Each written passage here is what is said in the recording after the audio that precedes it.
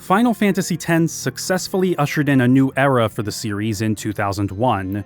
Not only did it continue the series' tradition of pushing technical boundaries on the new PlayStation 2, but the addition of voice acting, its commitment to full 3D environments, a new battle system, and the tragic love story at its core would serve to enchant players in a way that none of its predecessors had before. Suffice it to say, it was a big success. But it had come hot off the heels of Square's biggest failure. The financial disaster that was Final Fantasy: The Spirits Within had left the company in a precarious position. They would have to rein in whatever spending they could while they licked their wounds. The success of Final Fantasy X, and the wealth of assets created for it, presented an opportunity at this critical juncture. Rather than spend 2 years and another $40 million to make something new completely from scratch, they could instead return to Spira, reuse most of these assets, and develop the series' first direct sequel.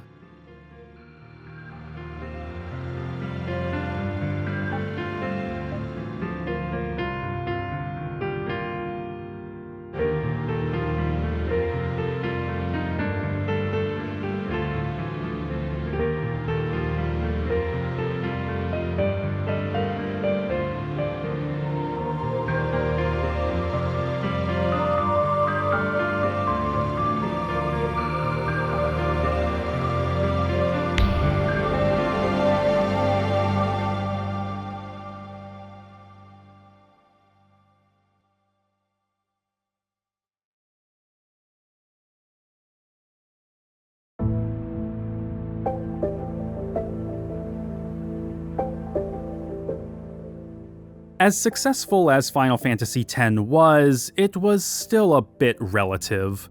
Week 1 sales for the series had been in decline in Japan after Final Fantasy VIII in 1999, and while Final Fantasy X was the best-selling game in the country in 2001, it had sold over 400,000 fewer copies than Final Fantasy IX, which came in at number 2, had the year prior. However, while sales had noticeably slipped, 10 had a higher adoption rate among Japanese PlayStation 2 owners, owing to being released toward the start of the PS2's life versus the end of the PS1's. Its critical reception was just as glowing as its predecessors as well, with Famitsu even giving it the highest marks the series had seen yet, 39 out of 40. This, however, was in direct contrast to The Spirits Within, into which Square had poured $137 million only to see it make $85 million worldwide. This devastating loss would have a knock-on effect throughout the company. Their extremely modest hopes of $6 million in profits for the fiscal year were adjusted to $115 million in losses. The entire Hawaii branch, which had produced the movie as well as games such as Parasite Eve and Final Fantasy IX, would be shuttered in March 2002. Longtime rival Enix started to back away from talks about a potential merger, and company president and CEO Hisashi Suzuki would resign and be replaced by Chief Operating Officer Yoichi Wada on December 1st, 2001. While Square had begun to do more than just develop and publish video games by the mid-1990s, expanding into selling their games and merchandise based on them directly to customers through their DigiCube convenience store kiosks starting in 1996, which by spring 2000 would also start selling games from over a dozen other companies. After the runaway success of Final Fantasy VII in 1997, they had expanded their business operations incredibly quickly. The two most significant subsidiaries they had established were Square Pictures, which produced the movie in Hawaii, and Play Online, which would act as a web-based multimedia and communications portal, as well as the service that would host the upcoming Final Fantasy XI. Square had wanted to compete at the same level as Disney on the world entertainment stage, but the disastrous losses incurred by the movie had dashed such hopes. It was a fraught period for Square, and while the natural assumption would be that their need to be more fiscally conservative in order to recover from the damage would prompt them to recycle whatever they could for their next game to keep costs down, Yoshinori Kitase has insisted that the desire to do a direct sequel to Final Fantasy X was driven by a love for what they had already created, rather than corporate desperation. After Final Fantasy X, we started to feel like we didn't want the world of Spira and its characters to be over in one chapter, and we wanted to let them take center stage and flesh them out even more. We decided to explore a world that had become peaceful after the events of the previous game and tell a different kind of story. Yoshinori Kitase.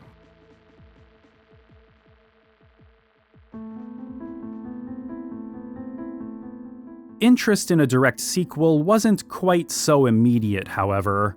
Kitase, who had directed Final Fantasy X, needed some time to think about it, and scenario writer Kazushige Nojima was initially even more taken aback by the prospect. Final Fantasy had always been an anthology series, thanks in part to series creator Hironobu Sakaguchi's personal distaste for sequels. Every entry had brought with it a new story, world, characters, and game mechanics, maintaining accessibility for new players without losing the interest of existing fans. The only outlier was Final Fantasy V, which had received an OVA sequel produced by Madhouse in 1994.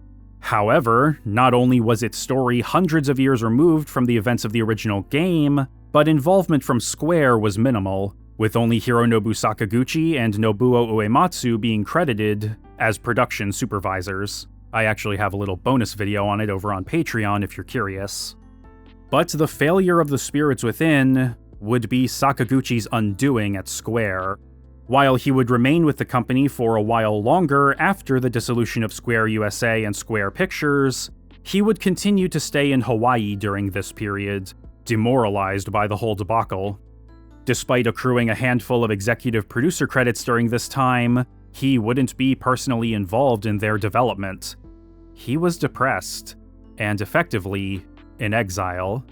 If management were to have pushed for a direct sequel to Final Fantasy X, there would no longer be anyone around to push back. Regardless of any financial motivations, the team were ready to rise to the challenge. At least, most of them were. Battle director Toshiro Tsuchida wouldn't return for the sequel, as he would be directing Front Mission 4, leaving Takatsugu Nakazawa, one of Final Fantasy X's battle system planners, to assume the role. Yoshinori Kitase would step down from the director's chair to act as the game's producer, with event director Motomu Toriyama taking the reins. And series composer Nobuo Uematsu, who had already begun delegating work on the series to other composers on Final Fantasy X, would be too busy with other projects to contribute. The score would instead be composed by Noriko Matsueda and Takahito Iguchi, who had previously worked together on Racing Lagoon and The Bouncer. While the world of Spira would be reused, there was an understanding from the outset that it couldn't be experienced the same way as before.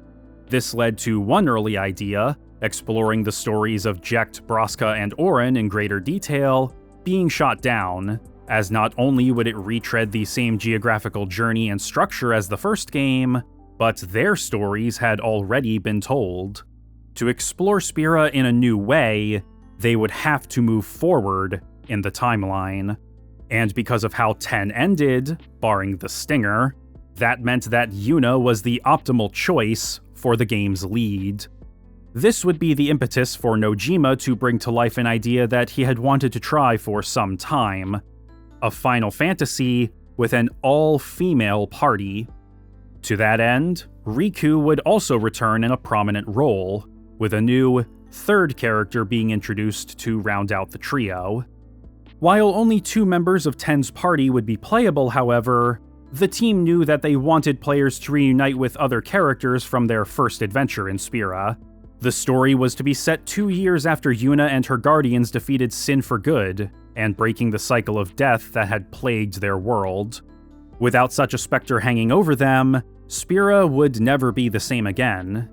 Thus, change would be the sequel's core theme, and this idea would be reflected by a shift in tone.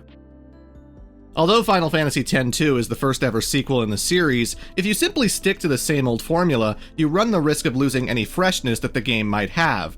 So we decided to try a number of things in X-2 that we hadn't been able to do in previous Final Fantasy games. One of these things was basing the story solely on female characters and telling a relatively lighthearted story while doing so.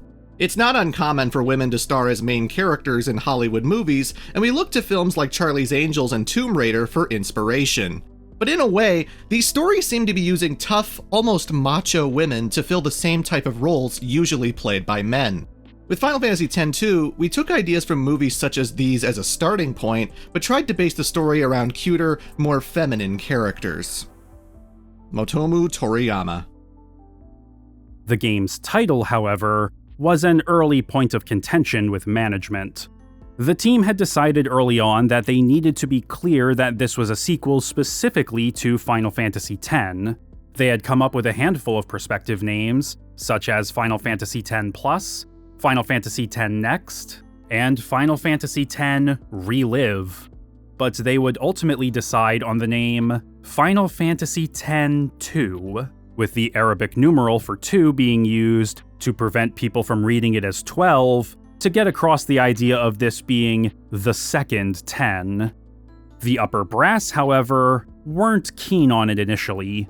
They rejected the idea, only to approve of it on the second go-around. Development on X-2 would begin sometime around October 2001, but wouldn't truly kick into gear until early 2002, after the release of Final Fantasy X International in Japan. Just like the original release, this expanded version of the game came bundled with a bonus DVD packed with extra features, such as trailers for upcoming titles and interviews with the game's voice cast. But the centerpiece would be a special 14-minute short film taking place long after the game's original ending, showing how Yuna is adapting to a world without sin. It ended with a strong hook for a follow-up. Riku brings Yuna a sphere recovered by Canary, showing what looks like Tidus being held captive while begging to see the Summoner. Yuna decides to join Riku in a quest to find out if her lost love has truly returned, and to find herself in the process. The positive response to this short, Eternal Calm, by Japanese fans would galvanize Kitase, Nojima, and Toriyama to move forward with their plans for a sequel. But the initial Western response wouldn't be quite as warm.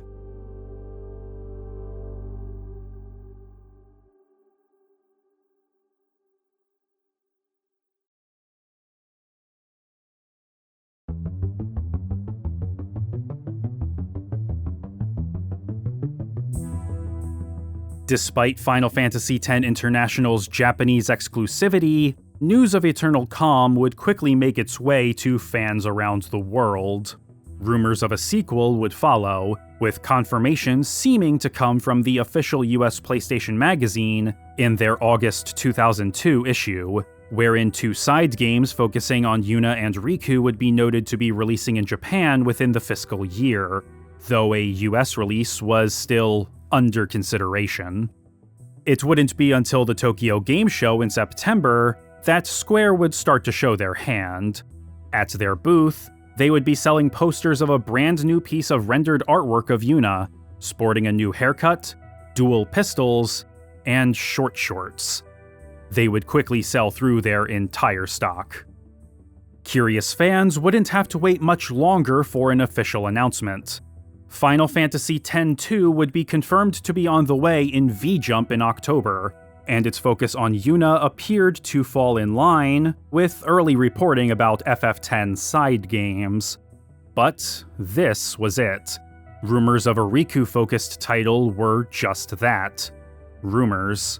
And while there was an 18-month gap between its predecessor's announcement and release in Japan, X-2 was coming much faster, as Square would announce that it would be released domestically on March 13th, 2003. Reactions were divided, whether it be due to the awkward name, the appearance of money-grubbing desperation in the fallout of the movie, or the dramatic shift in tone and focus. There was plenty of hand-wringing among Western fans.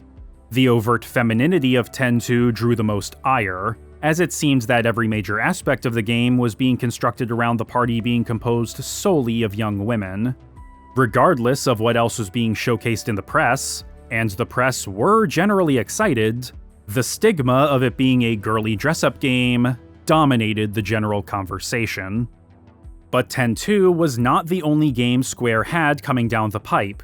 In March 2002, they had publicly announced that they were rebuilding bridges with Nintendo, and they would announce a trio of titles for the GameCube and Game Boy Advance: Final Fantasy Crystal Chronicles, Final Fantasy Tactics Advance, and a remake of Dice de Chocobo at the same press conference as 10-2. Remakes of the first two Final Fantasies were set to hit the PlayStation in Japan at the end of October. Unlimited Saga and Kingdom Hearts Final Mix, the latter of which would feature a trailer for 10-2, were both slated for December. And Final Fantasy XII, which had been confirmed to be in development in January 2001, was likely to be released in 2003. This glut of upcoming releases saw Square's stock price rise considerably after hitting a year low, increasing by nearly 11% to just shy of 1,500 yen in the wake of the 10-2 announcement.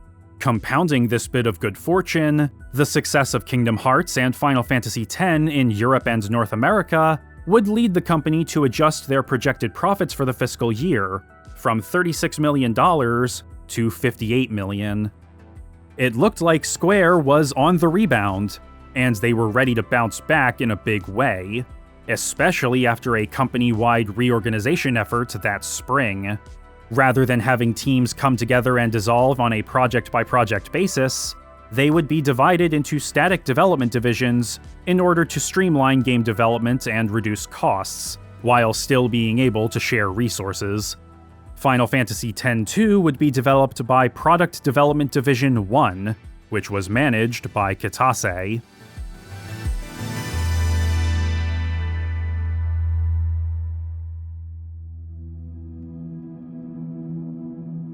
Enix apparently took notice of this resurgence. After stepping away from the negotiating table following the failure of the Spirits Within, the Dragon Quest publisher would return to once again discuss the possibility of merging with Square. And on November 26, 2002, the two rivals would formally announce that they had reached an agreement, and would begin operating as a single entity, Square Enix, at the start of the next fiscal year, on April 1st, 2003. It would be an expensive deal, worth about $764 million, and the stock swap would give Enix shareholders a 55% stake of the company. Square president Yoichi Wada would serve the same role after the merger, while Enix president Keiji Honda would be the new company's vice president. This is an offensive merger. The merger decision was made in order to further please game players and in order to survive. Enix is an excellent company. Square has also fully recovered, meaning this merger is occurring at a time when both companies are at their height. Yoichi Wada. While Square was indeed on the mend, and Enix had made a profit of 4.3 billion yen during the previous fiscal year, the latter certainly was not in an ideal spot. Unlike Square, which developed their games in-house, Enix was primarily a publisher, subcontracting other studios and distributing their games under the Enix label. Dragon Quest, which had been a cultural juggernaut in Japan for well over a decade by this point, was at the center of this, and in recent years, the inconsistent release schedule for their flagship franchise had begun to hurt them. The company's projected profits for the first half of 2001 dropped by nearly 90% after Dragon Quest Monsters 2 was delayed. Dragon Quest VII had been delayed 3 times between its announcement in 1996 and it finally releasing in Japan in 2000, and DQ7's developer, Heartbeat, would exit the games industry entirely after the North American version of the game was completed, saying, quote, "Because of the rise of development costs, Heartbeat can no longer ensure its financial independence." While Enix had begun to diversify with ventures in merchandising and manga, and still published plenty of other games, they had largely become dependent on Dragon Quest, while Square had maintained a steady pace with not just Final Fantasy, but a wide selection of internally developed titles throughout the 1990s, Enix, despite a large number of titles, wasn't nearly as consistent. Even when accounting for the ludicrously strong sales that Dragon Quest generated, it wasn't enough to keep carrying them through extended lulls. And with development costs expected to continue rising, the writing was on the wall. Even with these earnings gaps in mind, though, Enix was still in a stronger position than Square. As such, despite the joint name, Enix would be the surviving entity after the merger was finalized. On paper, Square was being absorbed into them. This in part led to Square's founder and biggest shareholder, Masafumi Miyamoto, to initially push back against the deal, feeling that the exchange rate of the company's shares, 1 share of Square to 0.81 of Enix, to be unfavorable. But the issue would quickly be resolved, after upping the ratio to 1 to 0.85. After one final shareholder meeting between both companies on February 13th, it would be official. The two would become one on April 1st, 2003, and Final Fantasy X-2 would be the final game to be released under the Squaresoft brand.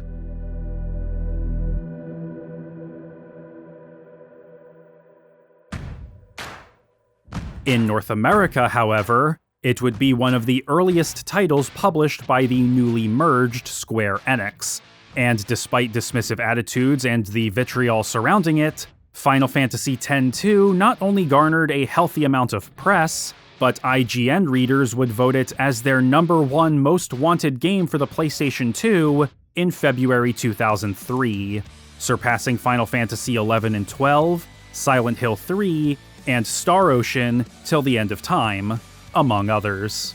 And as Eric Bratcher would note in the August 2003 issue of PlayStation Magazine, there was a bit of an RPG drought at that year's E3, meaning that X-2 wouldn't have to contend with any stiff competition within its genre. The press was excited, players were divided, and the market would be fairly free and clear for when Final Fantasy X-2 would be released in North America on November 18th, 2003.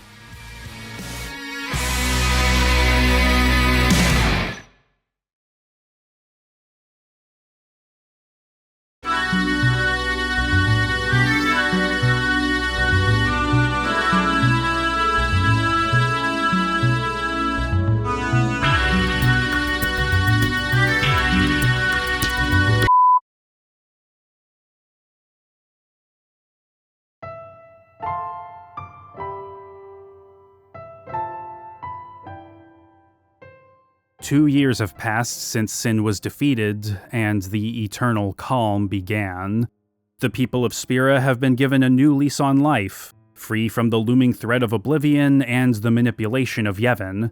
Some look to the future, while others seek to first understand the past. From the latter, opportunists and mercenaries called Sphere Hunters have emerged, searching for records of Spira's lost history as a means of enriching themselves. Yuna, Riku, and their new friend Pain have joined the sphere hunting group, the Gullwings, led by Brother. And while personal gain is on their minds, Yuna is here because of the sphere Kimahri found on Mount Gagazet, a sphere showing what looks like Tidus, imprisoned for unknown crimes.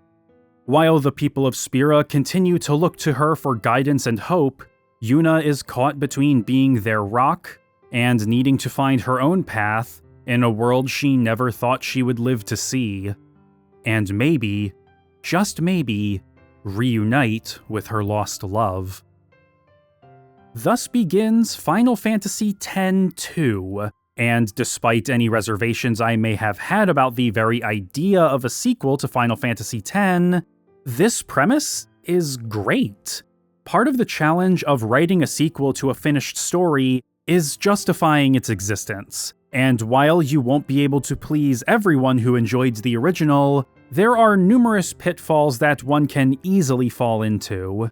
Retreading the original story and themes without doing anything new with them is probably the biggest one, which 10-2 neatly avoids. It builds off of its predecessor's world and characters in a way that feels organic.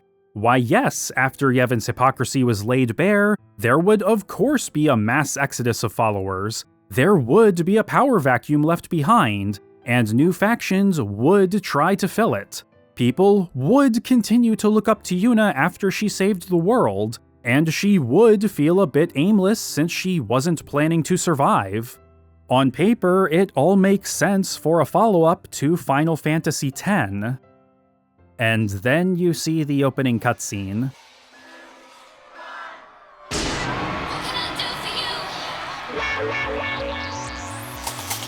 X-2 does not gently ease the player into the new tone, story, or status quo. You go from a somber piano piece over the opening credits and main menu, which does feel appropriate coming off of 10, right into pop idol Yuna as soon as you start a new game. It's disorienting, jarring, and I'm sure plenty of people gave up on the game after seeing this FMV online. When viewed in isolation, this is understandable. The scene itself subtly hints at this, but it isn't made clear until shortly afterward that this isn't actually Yuna. It's a rival sphere hunter, LeBlanc, disguised as Yuna after stealing her garment grid, trying to capitalize on Yuna's fame to make a quick buck.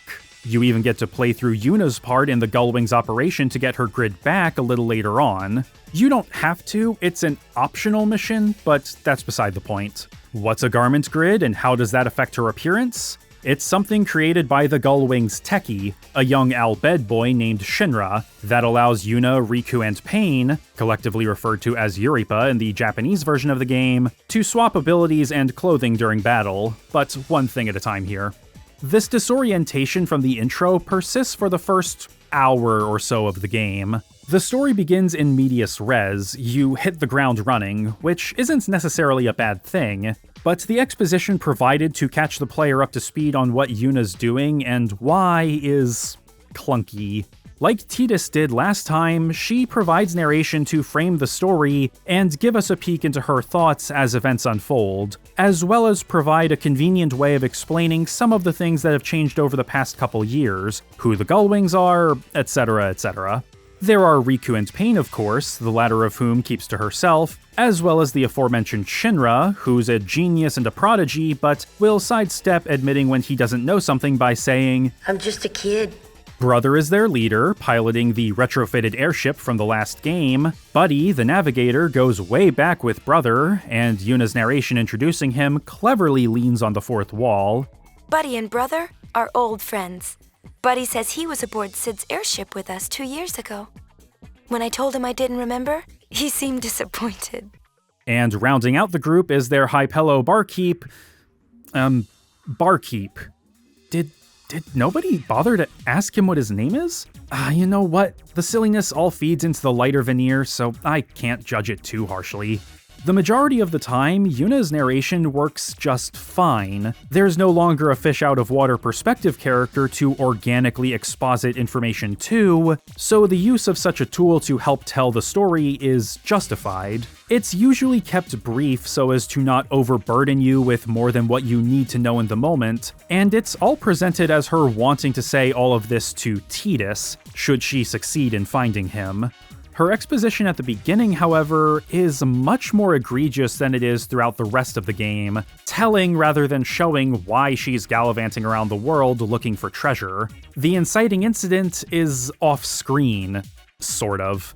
As already mentioned, Eternal Calm is what set the stage for everything she's doing here, and while it did make its way to the US and Europe, it wouldn't be included with 10-2 itself. European fans would have to buy Unlimited Saga, which had it bundled on a bonus DVD, while those in North America would have to pick up the December 2003 issue of the official PlayStation magazine, which had both the short film and a demo for the game itself on the included demo disc. Keep in mind that issue would have been published before the game came out. Admittedly, 10-2's story still works without watching Eternal Calm. You're even able to freely watch the sphere that pushed Yuna to go on her journey at any time on the airship, along with every other sphere she and the others collect throughout the story. But of course, being told about something as revelatory as finding this sphere doesn't have nearly the same impact as seeing it for the first time alongside Yuna. It puts the player and the protagonist at different emotional starting points, since you're basically playing catch-up with her even after you've got the same information. Personally, it didn't take too long for me to fall in sync with Yuna, and that largely comes down to the game's tone and how it reuses its world and characters. The opening hour or so is campy, between the Charlie's Angels-esque mission to get Yuna's garment grid, and the pursuit of a sphere at Mount Gagazet before LeBlanc and her cronies can get to it. That last one is a little bit more Tomb Raider, but hey, they were both inspirations, so they can have it. And we can't forget about how adamant Brother is about wanting to see Yuna sing and dance. Dude's got an obvious crush on her, even going as far as to learn to speak a whole new language just to talk to her more. Yes, they are cousins, and no, it's never brought up how weird this actually is.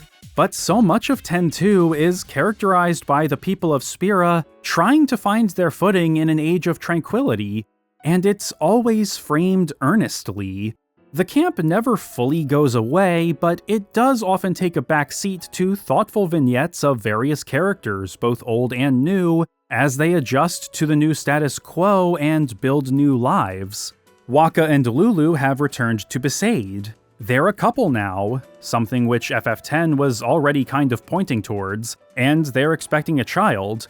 Lulu was deliberately left out of the party because it was felt that if she was still around, Yuna would be too reliant on her and she wouldn't have the opportunity to grow as a character.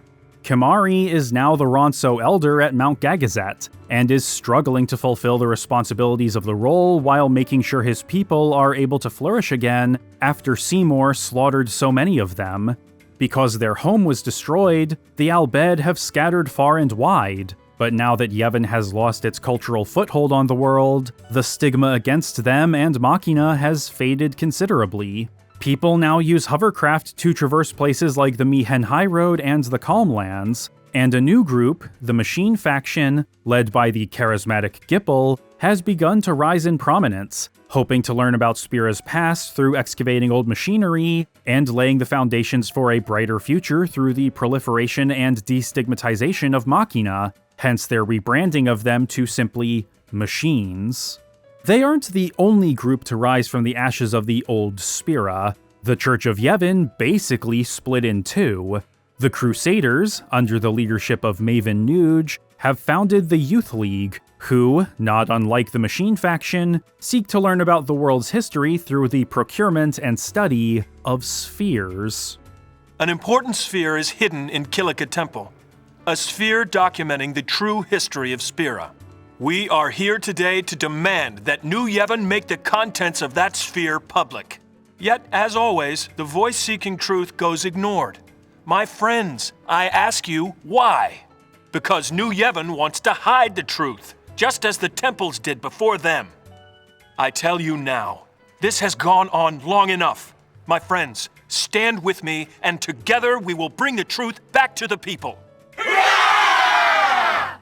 While their goal is a noble one, Nuge's eagerness to welcome anyone and everyone into their ranks has led to them gaining a reputation of being a bunch of hotheads itching for a fight, especially if it's against followers of the other successor faction, New Yevon, which was established for the sake of providing those who felt the world was changing too much too fast with some continuity and spiritual stability, though that claim is initially presented as somewhat dubious. If you go to Bavel in Chapter 1, you'll learn that the group expelled their previous leader for trying to accrue too much power, and so now they're being led by a young man named Barolai, who appears to genuinely believe in New Yevon's stated mission. The world is changing, and there are many who are finding it difficult to keep up. New Yevon wishes to help those who feel lost in the winds of change. If you get to the end of the bonus dungeon, Via Infinito, you'll find that this wasn't the reason the faction was founded, though. Its original leader wanted to destroy any remnants of Spira's past so that the youth who would no longer suffer the hardship of living in Sin's shadow could become strong. In his view, to discard the past completely would allow one to transcend any hardship. The irony, of course, being that he's unsent, clinging to a life that ended who knows how long ago. Some returning supporting characters have joined one of these two groups. Isaru and Bartello, for example, joined up with New Yevon, while Maroda and Donna are ardent supporters of the Youth League. You see how parts of Spira have changed through their influence. Kilika Port has been completely rebuilt thanks to the efforts of the Youth League, for example, while Zanarkand, under Cid's direction, has become a tourist trap, with Isaru acting as a tour guide. This isn't directly New Yevon's doing, they aren't sponsoring Cid's business or anything, but they either seem not to mind or may even support it if Isaru's involvement is anything to go by. As the story unfolds, Yuna finds herself caught at the center of tensions between these two groups. As the High Summoner who brought the Eternal Calm, there are still plenty of people who hang on her every word and trust her judgment. But there are also those who are ready to cast her aside. Becklum, the new captain of the Besaid Aurochs and a member of the Youth League, is one such person. In fact, he's the only named character who's actively dismissive of Yuna, and the idea of anybody taking her seriously anymore. The age of temples and prayers is over. It's about time you let go of those musty old traditions. There are no more Aeons to summon. Summoners are worthless now. There are those who can grow cold to her, however, based on which faction you entrust with an awesome sphere, yes, that is what it's called, at the start of Chapter 2. If you give it to Barrelai and New Yevon, Donna and the people of Kilika will be furious with Yuna and the Gullwings, barring them access to the area for a little while. You also won't be able to go to the Youth League's headquarters at Mushroom Rock without forcing your way through their recruits, and Nuge will be just a bit contemptuous. I see the Gullwings have guts. Our League members are out for blood. This is no place for pawns of Yevon. Pawns? The Gullwings work for no one.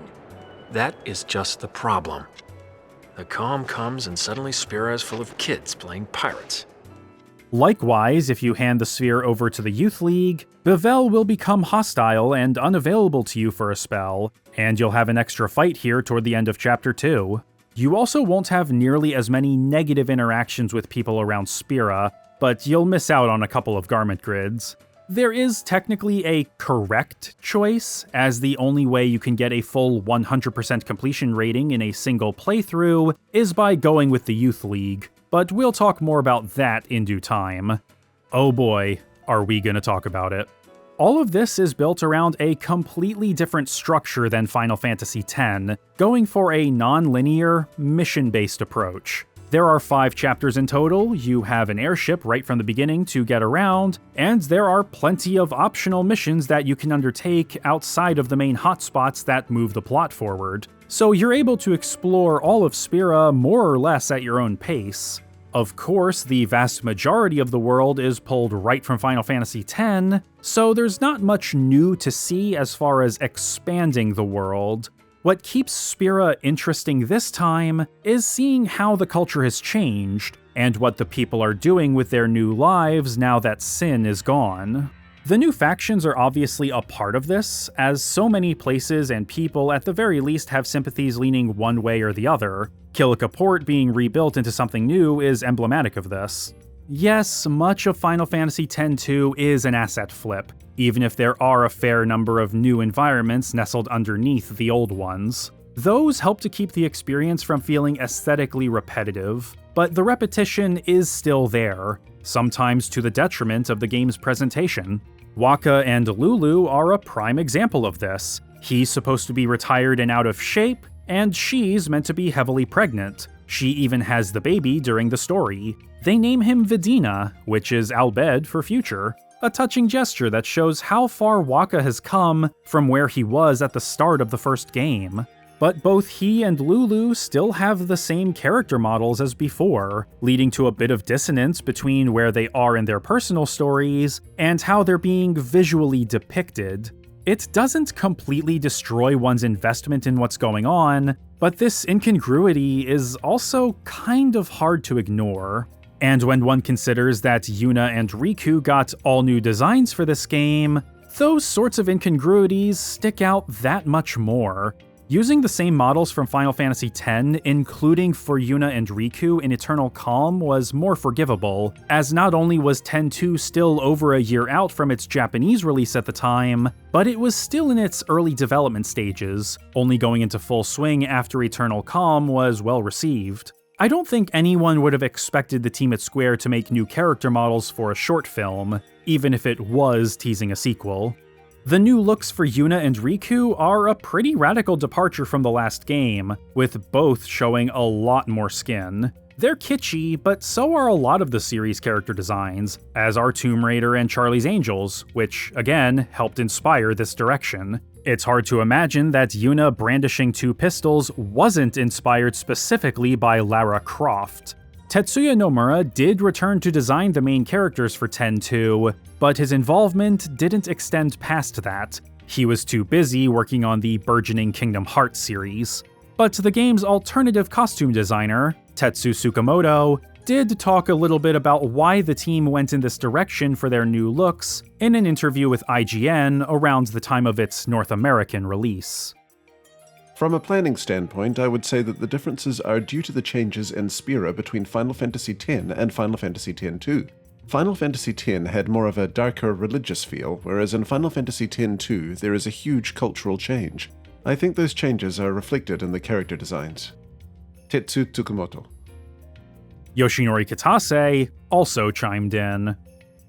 Even though Final Fantasy X-2 is a sequel, if everything was an extension of the previous game, it would not be fresh. In order to completely change their style and look, we changed the characters' costumes to make them more active. In fact, before we even had a complete story for the sequel, we worked on recreating Yuna and the girls' look first, and then decided on a story that fit that style and image. In a way, the new designs included a message to us, the development team, by constantly telling us to make a change. Yoshinori Kitase.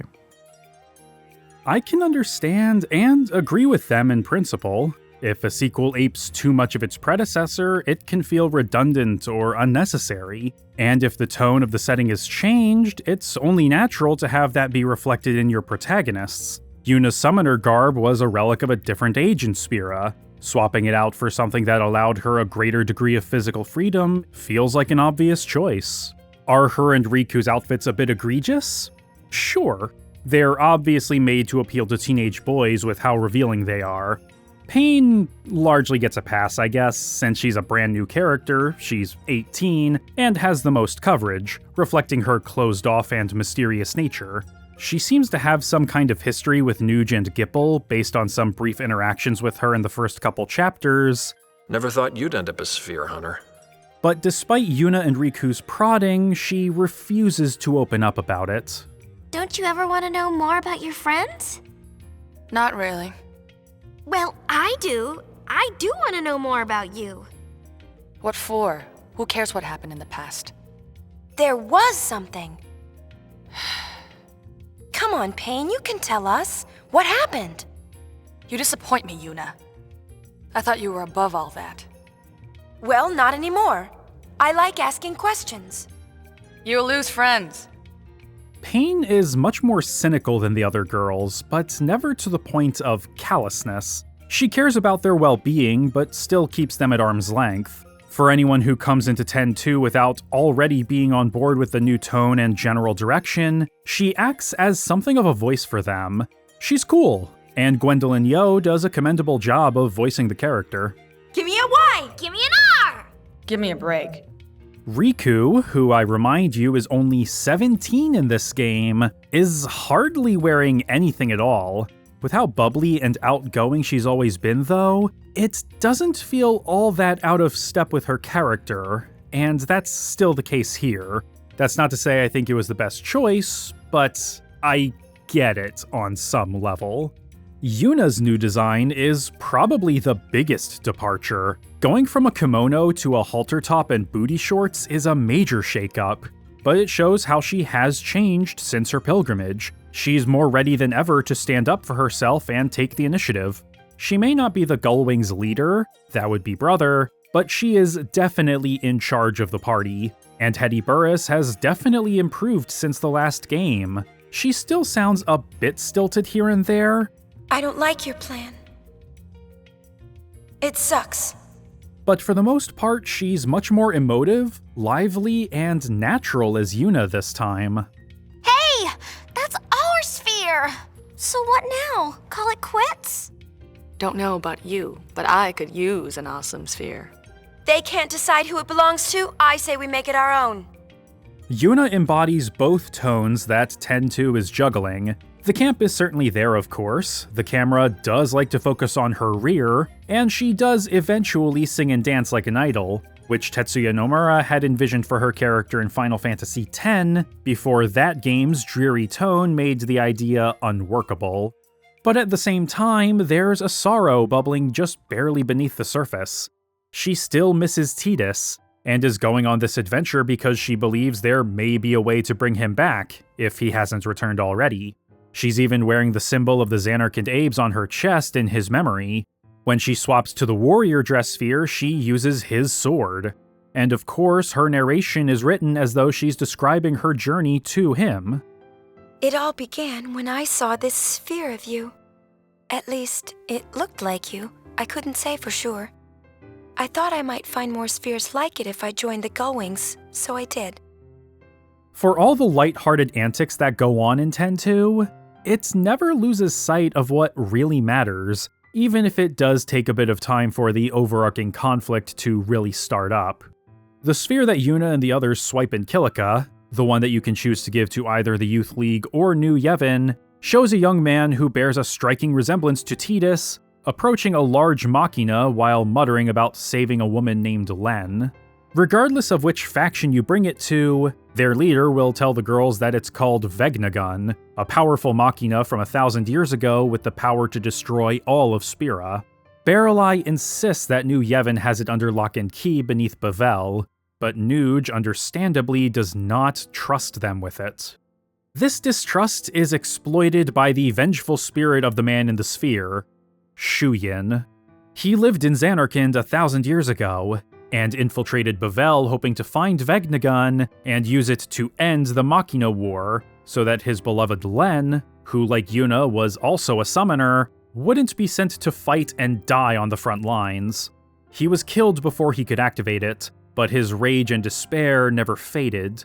Seeing that Spira still struggles with even the pettiest conflicts after 1,000 years, Shuyin's spirit seeks to fulfill his mission and use Vegnagun to destroy everything, so that he may finally be at peace and reunite his immortal soul with Len's in the far plane. His bitterness and resentment even starts to have wider-reaching effects, as the statues that used to be the Faith sink deep into the ground, all the way to the far plane, and fiends and dark aeons begin to pour out from the old temples and terrorize all of Spira. It may be a bit of a stretch for Shuyin to look so similar to Tidus. He even shares the same voice actor in both English and Japanese, but I don't think it really strains credulity. There may not be a textual explanation for the resemblance, but considering that Dream Xanarkand was based on the real place before Yevon accidentally destroyed it when he summoned Sin, I figure that Tidus may just be loosely based on Shuyin, or something like that. Not that it really matters as far as the story goes, aside from inspiring Yuna to become a sphere hunter in the first place, and it plays with her and the player's expectations in an interesting way, without feeling like it hurts the B-movie-esque tone that 10-2 has going for it.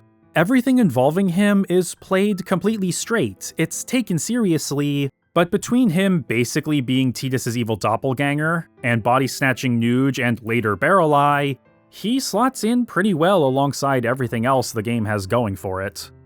But if there's one element that really locks in 10-2's shift in tone from its predecessor, and the establishment of its own identity, it is definitely the soundtrack.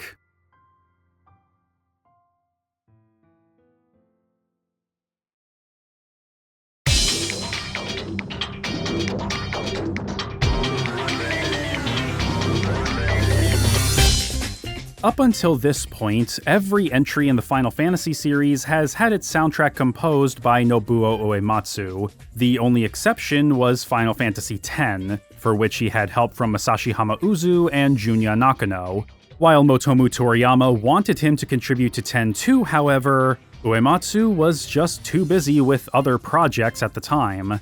Instead, Noriko Matsueda and Takahito Iguchi would take the reins for X-2's soundtrack, with the hope that they would bring a new sonic energy to Spira to coincide with all of the other changes. They definitely succeeded in doing so. X-2's soundtrack is its own beast compared to everything that came before. Lots of pop, some electronic flair, a little bit of rock, and even some jazz fusion were thrown into the mix. If nothing else, it's fun and peppy, and as much as I tend not to like pop or electronic music, I found myself vibing with just about all of it here. I don't think any track feels out of place. The airship theme is one that you'll hear often, since the Celsius acts as your hub from the start, and it captures the spirit of freedom that comes with being able to go anywhere you want at any time. Matsueda and Iguchi were instructed to compose a piece that was rebellious, while also feeling elegant, with Motomu Toriyama specifically requesting some brass and funk guitar. Matsueda would compare the track to something out of Lupin III, and I think she's pretty spot on with that.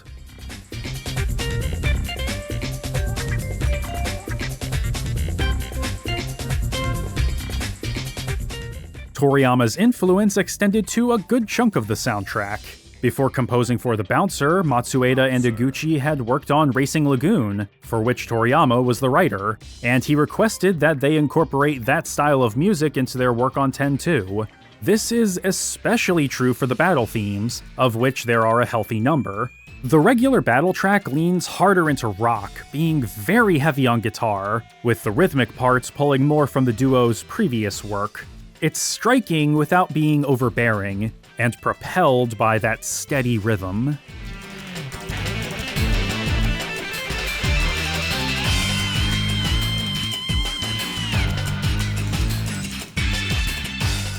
The classic Final Fantasy Victory theme has been set aside, and while it is a bit disappointing that it isn't here, I ultimately don't really mind. Part of this is because the new jingle, while not as memorable, still works well in the moment, having a big start before quickly settling into something a bit more laid back as you reap the rewards of a hard-fought battle, or breathe a sigh of relief as you finish a mission. It's not as iconic, but it's still pretty good.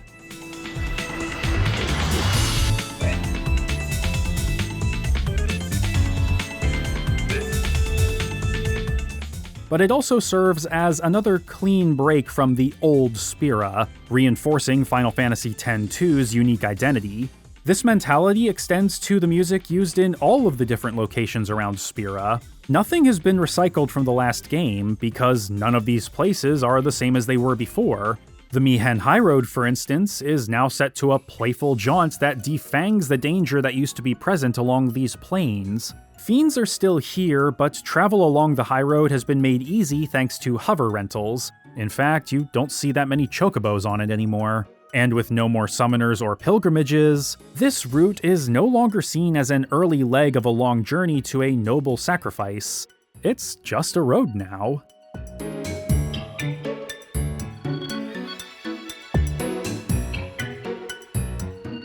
Besaid had one of my favorite tracks in 10, and its theme in X-2 continues to be a strong one not just for me personally, but also for Matsueda and Iguchi. He describes it as invoking nostalgia and awakening, and I don't think I could put it better.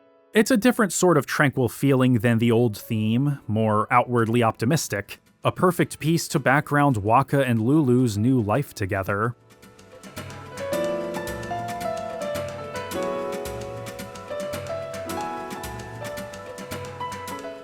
But of all the new location themes, my favorite is easily Xanarken's. Matsueda and Iguchi knew they wouldn't be able to measure up to Uematsu's To Xanarkand, and decided instead to play to the way Xanarkand itself is used and depicted here.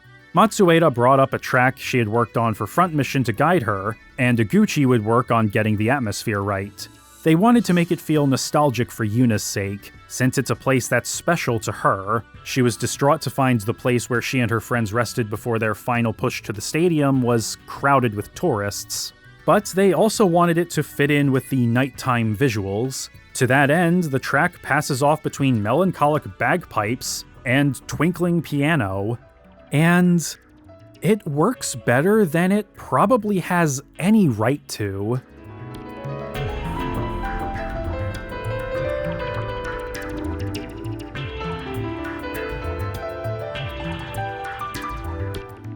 The crown jewel of their work on this soundtrack, in my opinion, though, has to be the opening piano piece, Eternity. It's a beautifully somber track that's totally anathema to what someone would expect out of 10-2 based on the marketing. And for a time, it wasn't even going to be in the game at all. It wasn't until near the end of development that it was decided to be used for the opening credits and main menu. And it was absolutely the right choice. It immediately lets the player know that this story isn't going to be just a bunch of fluff, that there's actually going to be an emotional core to cling to.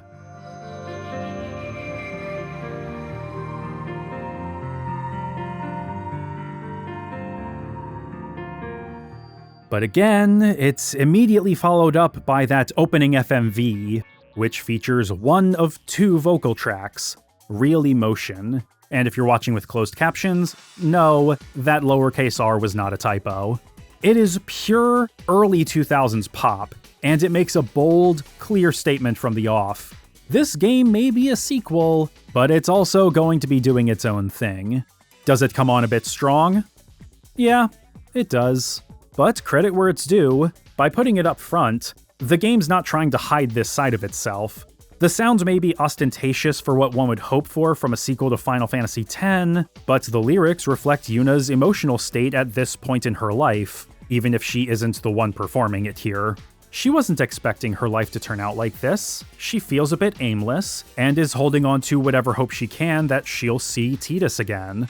Unfortunately, it's easy to lose sight of that among all the glitz and glamour of the scene it actually plays in.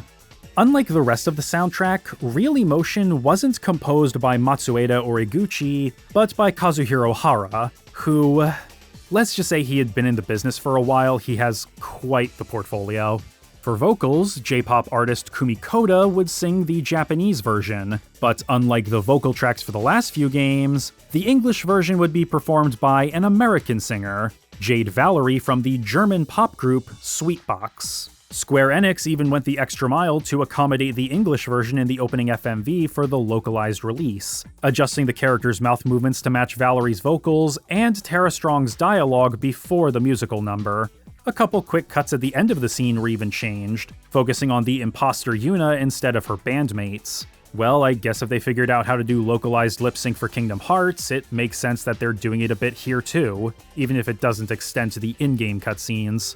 Oh well.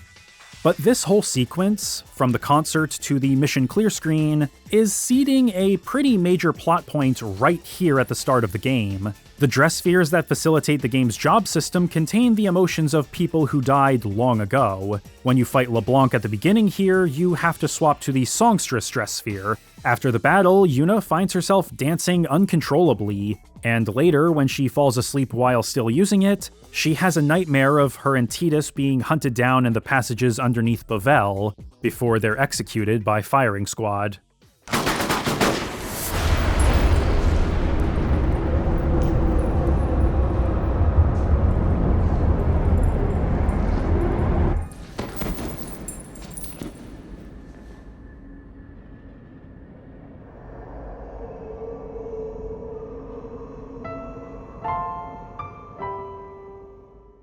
It turns out that her songstress dress sphere contains the spirit of none other than Len, who, in addition to being a summoner, was also a popular singer in Xanarkand at the height of its power, and just as she provides Len's singing voice, Kumi Koda would provide Len's speaking voice.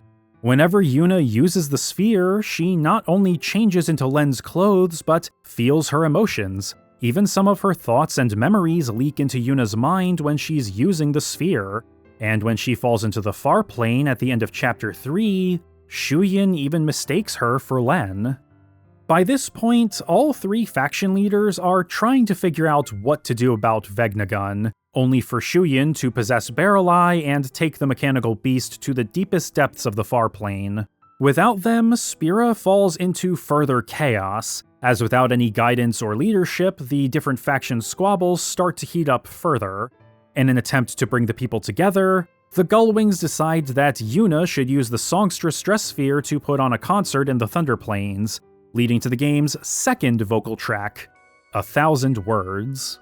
I'm not going to comment on the song's quality. I think I've pretty firmly established at this point in my videos that this type of music is not for me, and that's okay.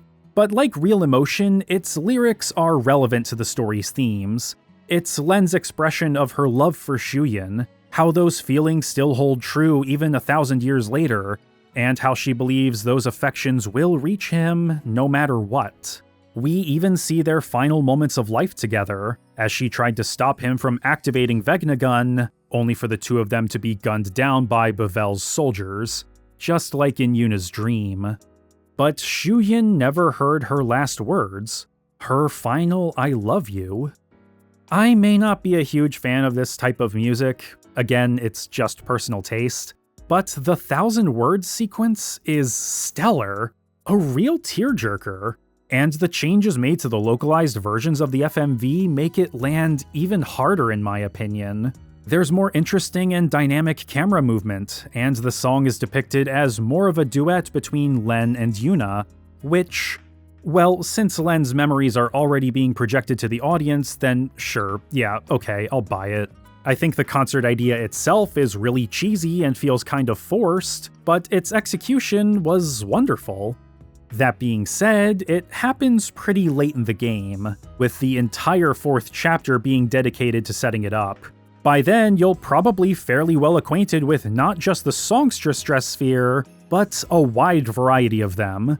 Because Final Fantasy X-2's tone and score aren't the only departures from the original, it's adopted its own gameplay systems too.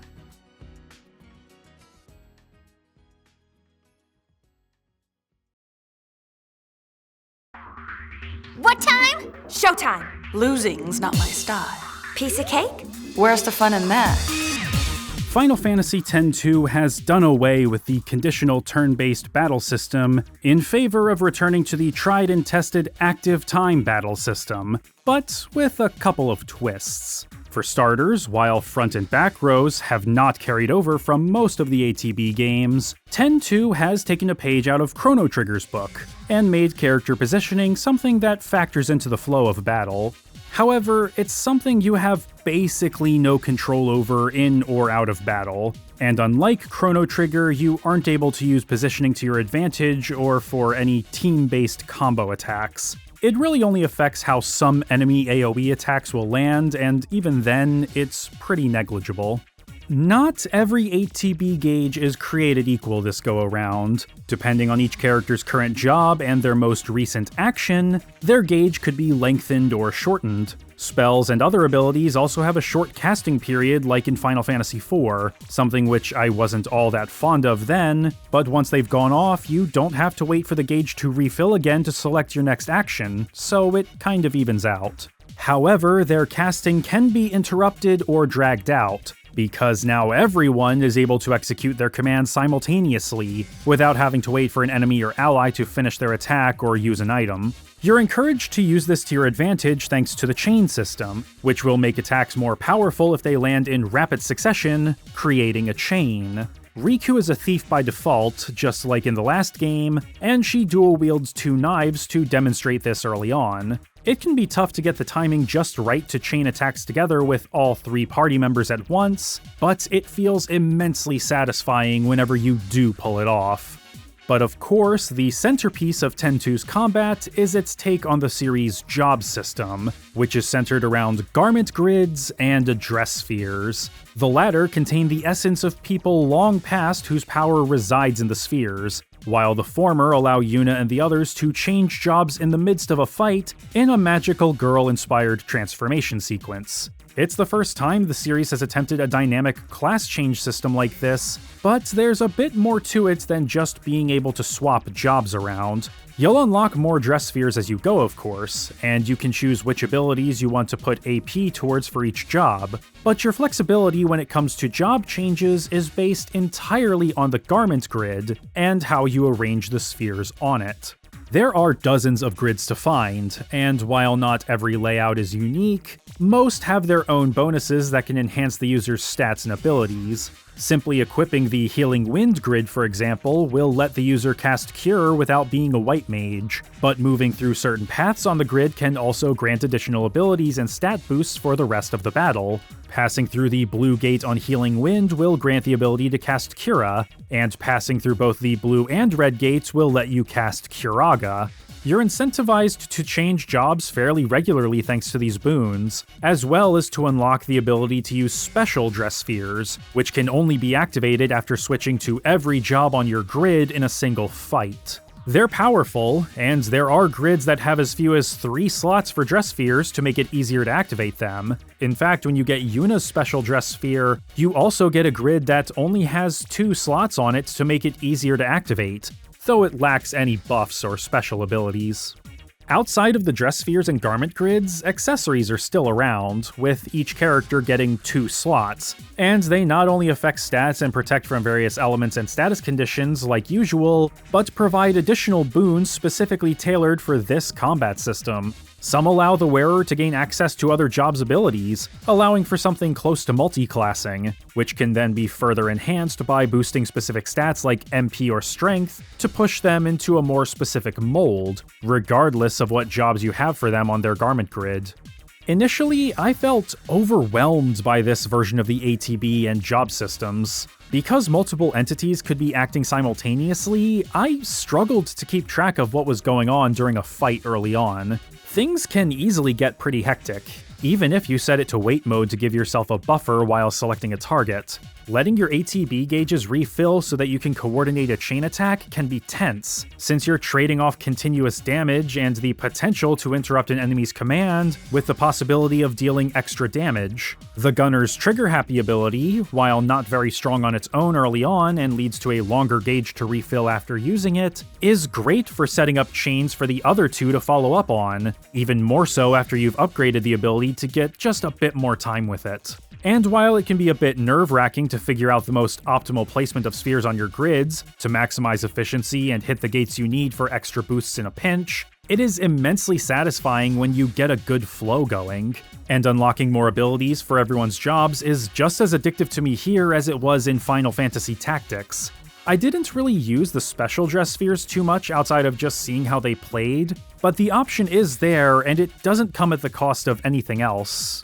Unlike previous games that had a job system, though, you don't get every job as you go through the story. In fact, if you just beeline the main story and don't do any exploration or checking of your surroundings, you only get 5 out of a total of 14, not counting the special ones. And if you are vigilant and perceptive on the main path, that number only goes up to 7.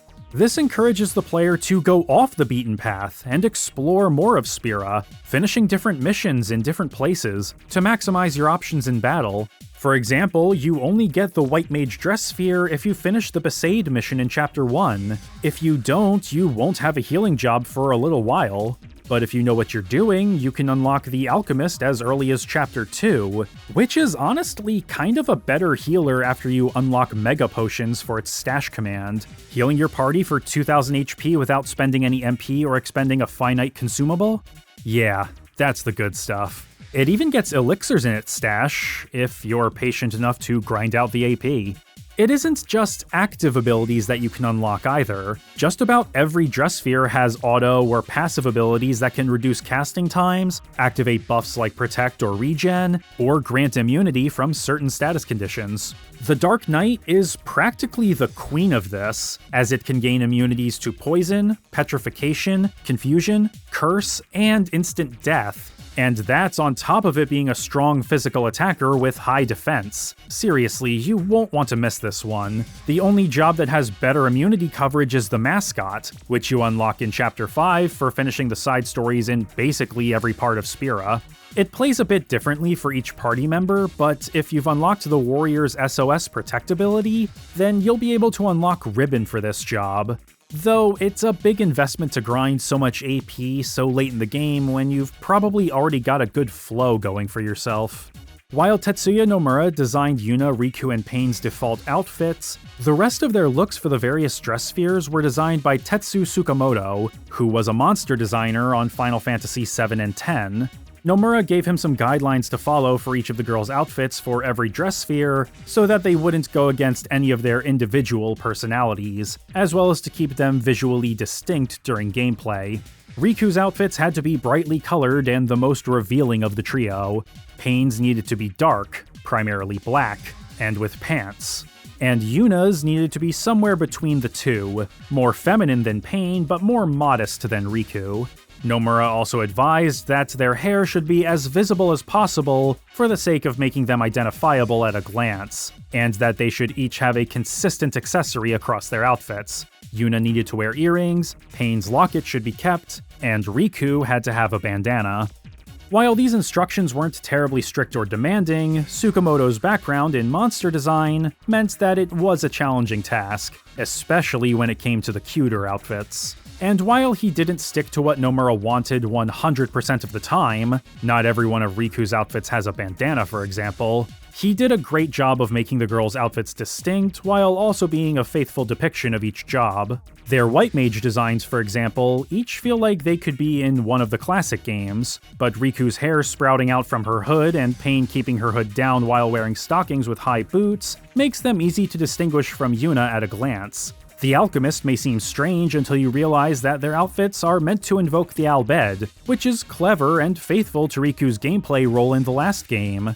Pain's gunner design is a personal favorite of mine, with the crimson top and white collar accenting the black sleeves, gloves, and boots. Tsukamoto may not have been a character or costume designer, but he did a great job here, and it was an experience he found valuable. This project really helped me see design from a completely different standpoint, specifically costumes. It definitely broadened my horizon and made me realize that I have to continue to discover new things. Tetsu Tsukamoto. The last new mechanic is Oversoul, which sees enemies power up during a fight when certain conditions are met. Higher stats, more attacks, more HP, the works. Though past a certain point, it's hardly worth noting. They don't become as tough as a boss, but an oversouled enemy can give you trouble early on if you're not prepared. While most of the dress spheres are missable, they aren't permanently so, as you'll have the opportunity to nab them on New Game Plus, which carries over most of your items, your gil, accessories, dress spheres and garment grids, abilities, Albed primers, yes, they're back too, and completion percentage, as well as a couple other minor things. But I would still recommend doing whatever you can on an initial playthrough, not just for the sake of getting every dress sphere, but to complete as many missions as you can. The stories alone are worthwhile, as you'll get to see how Spira and its people have changed over the years, but purely in a gameplay context, 10-2 can be pretty hard if you're just doing the main plot. Not to mention, if you only focus on those hotspots to push the plot forward, it's going to be a much less interesting or fulfilling experience. That being said, trying to do everything that 10-2 has to offer, while not as exhausting or time-consuming as last time, can still feel like you're spinning your wheels a bit. Moving around the environments has thankfully been spiced up a little bit thanks to Yuna being able to jump and climb around specific spots, but it seems like there's a new minigame around every other corner. Excavate stuff in the desert, massage LeBlanc's back, sphere break, which is actually pretty fun, I'm not gonna lie, play matchmaker with a bunch of monkeys, even Blitzball is back, but not only are there no big rewards like last time, probably a blessing if I'm being honest, you can not only just completely ignore it, but let it play itself. In fact, I couldn't actually find a way to take direct control of my players. What a downgrade. Probably the most intense minigame is Gunner's Gauntlet, which requires you to balance different types of ammo while chaining together enemy kills as Yuna makes her way to the beaches of Besaid. At first, I felt that it was barely responsive, partially because you have to manually lock onto enemies and swap ammo types on the fly, with some slightly awkward controls. But after some practice, it's not so bad. I think we may have gotten kind of a raw deal on this one though, because in Japan there was a special controller made to look like Yuna's Tiny Bee pistols released by Hori that was made specifically for this minigame. Apparently it works really well, because the Ultimania staff managed to score over 6,000 points with it, when you only need 500 to pass. I'd love to try it for myself, but it's a bit of a collector's item these days, going for $300 at minimum. Sadly, I simply can't justify that. So I acquired the Tiny Bees. Okay, let me explain. I did not buy this. I'm borrowing it from my friend John, who is a massive game collector as well as a patron of the channel. This isn't the first time he's loaned me something for a video, but it is the first time his contributions have made it to the final product, and it definitely won't be the last. I was super excited to try these out, and John was gracious enough to give me the opportunity. I have this, and you don't. Thanks, John. So first things first with this controller, you can't use it with just any game on the PS2. There's only one analog stick, which can be swapped between left and right with the switch on the cable. However, I used the D-pad on the left gun to move in this game. The actual layout for the buttons and how they're mapped is horribly impractical for basically any game, with different controls placed all around the grips. These are best used with a Japanese copy of the game, by the way, because of how X and circle functions get swapped for the localized versions, but Southpaws may be alright. However, the placement of X and circle is just baffling considering what minigame these are made for. Those buttons are used to target and shoot, so you would assume that the fire button would be at least one of the triggers, you know, for a bit of verisimilitude. But no, they're not. The triggers are L1 and R1, which makes sense since you use R1 for the gunner's trigger-happy ability, but in Gunner's Gauntlet, which, again, these controllers were specifically made for, the shoulder buttons swap ammo types. Instead, you aim and shoot using the buttons placed below the triggers, and it's just as awkward as it sounds. How the Ultimania staff got thousands of points with these things, I will never know. You could theoretically play the entire game and not just Gunner's Gauntlet with the Tiny Bees, but, well, let's just say I understand why they're coveted as more of a display piece than as an actual functional controller. They even include a stand for that specific purpose, though good luck finding one that isn't slowly turning back into crude oil. Coming back to Gunner's Gauntlet with a regular controller though, it plays just fine. It still takes a minute to get into the groove, but it's a decent minigame, which is more than I can say for a good chunk of the others. Though, again, technically most of them are optional. But if you decide you don't care about the side missions and just want to push through the main plot, you'll be missing out on so much of what 10-2 is doing thematically.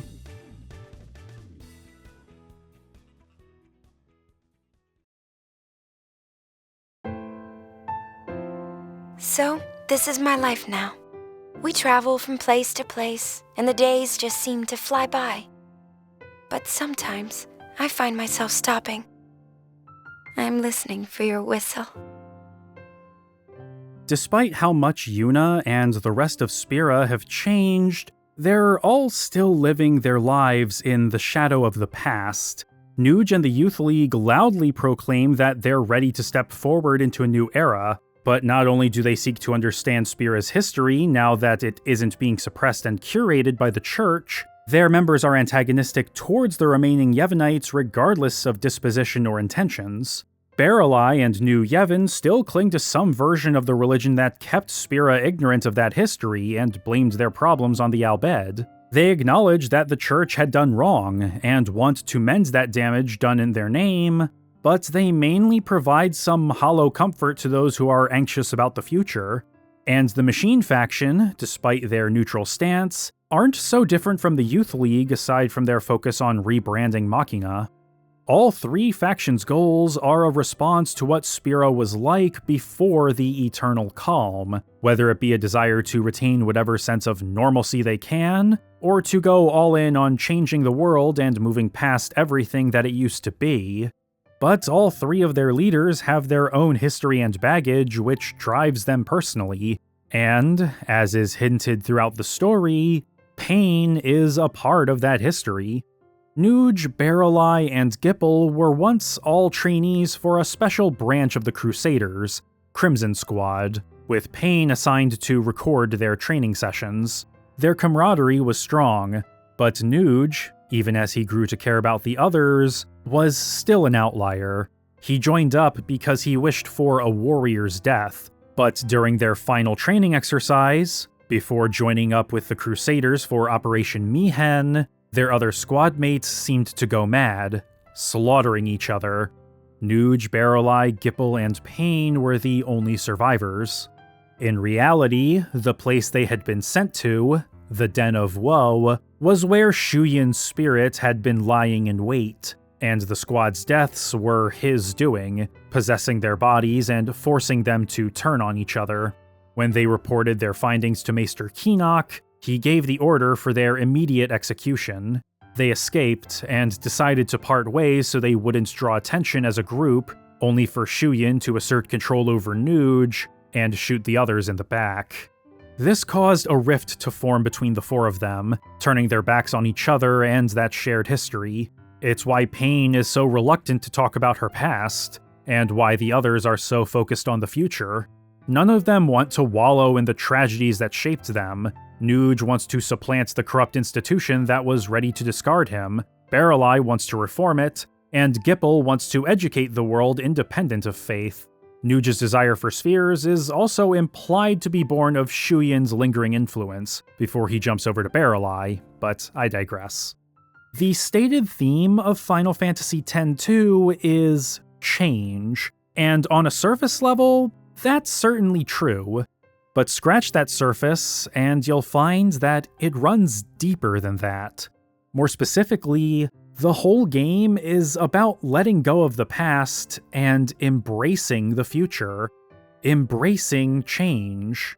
You can see it just about everywhere you go. Machina were once reviled, and are now just a part of many people's lives. Wakka has been fretting about the person he's been and roles he's played, before settling into being a husband and father. Kimari is trying to do right by his people as the new elder now that there are so few Ronso left, while a couple of pups are so desperately trying to find his lost horn. Members of the Youth League are ready to move past Yevon. You get the idea. The two characters who are having the most trouble letting go are Yuna and Shuyin.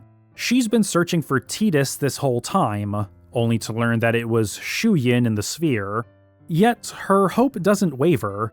Shuyin's rage and despair at losing Len, at how Spira seems to still be trapped in a cycle of conflict after 1,000 years, are what push him to continue to pursue his original plan of total destruction.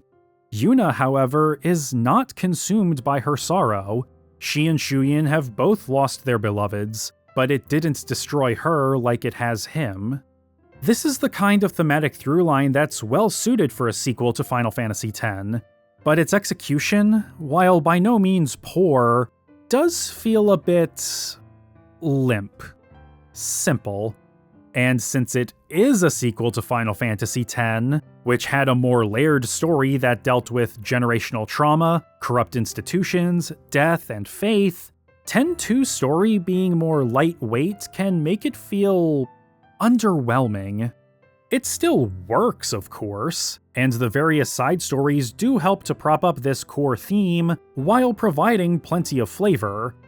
But at least to me, it doesn't live up to what its predecessor was doing. That being said, a sequel shouldn't have to be bigger and grander in scope or spectacle in order to be good. Narrowing the focus and seeing how the impact of the previous story affects certain characters is a more than valid route to take, and I don't begrudge 10-2 for doing exactly that. But aside from Yuna, Riku, and Pain, not much time is spent with the other major players propelling this story forward. Nuge, Barreleye, Gipple, Shuyin, and Len all feel more like stock archetypes than characters. Len's place in the story is fine, she works for what she is, but Shuyin is so disconnected as an antagonist, outside of his basic appearance acting as a red herring. There's no real personal conflict here for Yuna. Her investment comes from how she's felt Len's emotions through her dress sphere.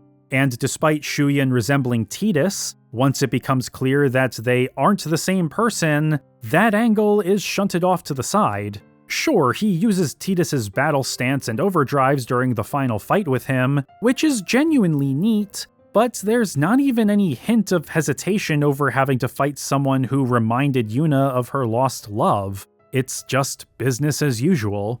Despite Shuyin and Yuna mirroring each other in that they've both been deeply affected by losing the people they care about, the story isn't really interested in exploring this past an individual level. But there is another angle from which one can view this story, and more specifically, its themes. While the game was in development, Square and Enix came to an agreement over merging, and regardless of who would remain in what position or which company technically survived the other on paper, things were going to change. There was no way to know what or how, but it was inevitable. While I doubt that 10-2 was consciously written from the beginning with this reality in mind, it was still going to happen, and by fall 2002, everybody working on the game knew that. Final Fantasy X-2 released in Japan at the very end of the fiscal year, mere weeks before Square and Enix began operating jointly as Square Enix. The timing was little more than a coincidence. Yoichi Wada probably just wanted to end the fiscal year on a high note. But given the game's themes of moving forward and being ready for the future, it accidentally becomes more meaningful. It may not have been intentional, but 10-2's themes also impart a message to the fans.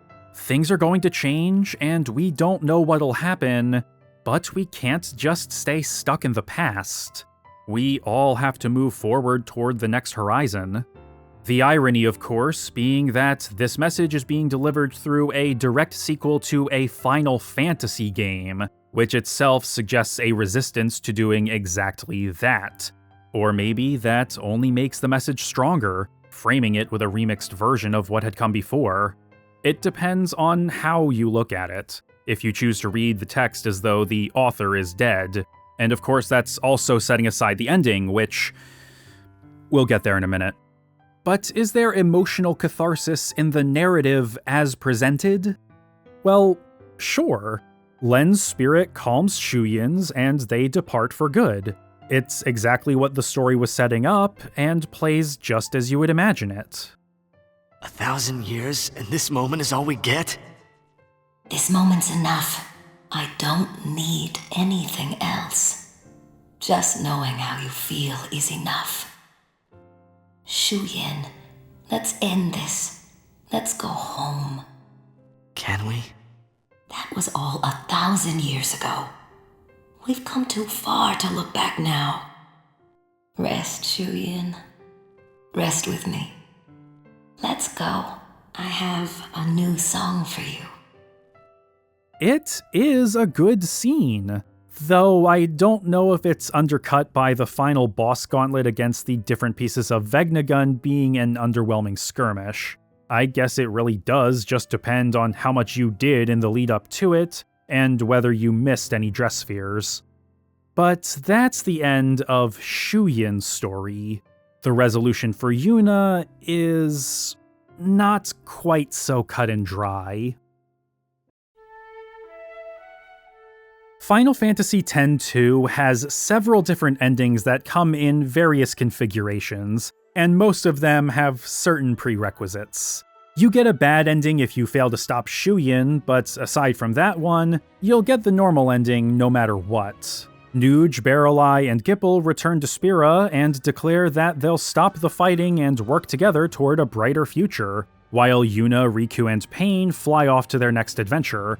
Yuna knows that her story, her life, is only just beginning. It's a perfectly cromulent conclusion. It's fine.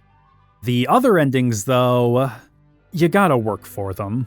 For the good ending, you have to fulfill certain requirements in Chapter 3. Specifically, you have to talk to Michin in Guado Salam and press X 4 times when Yuna is alone among flowers in the dark toward the end of the chapter.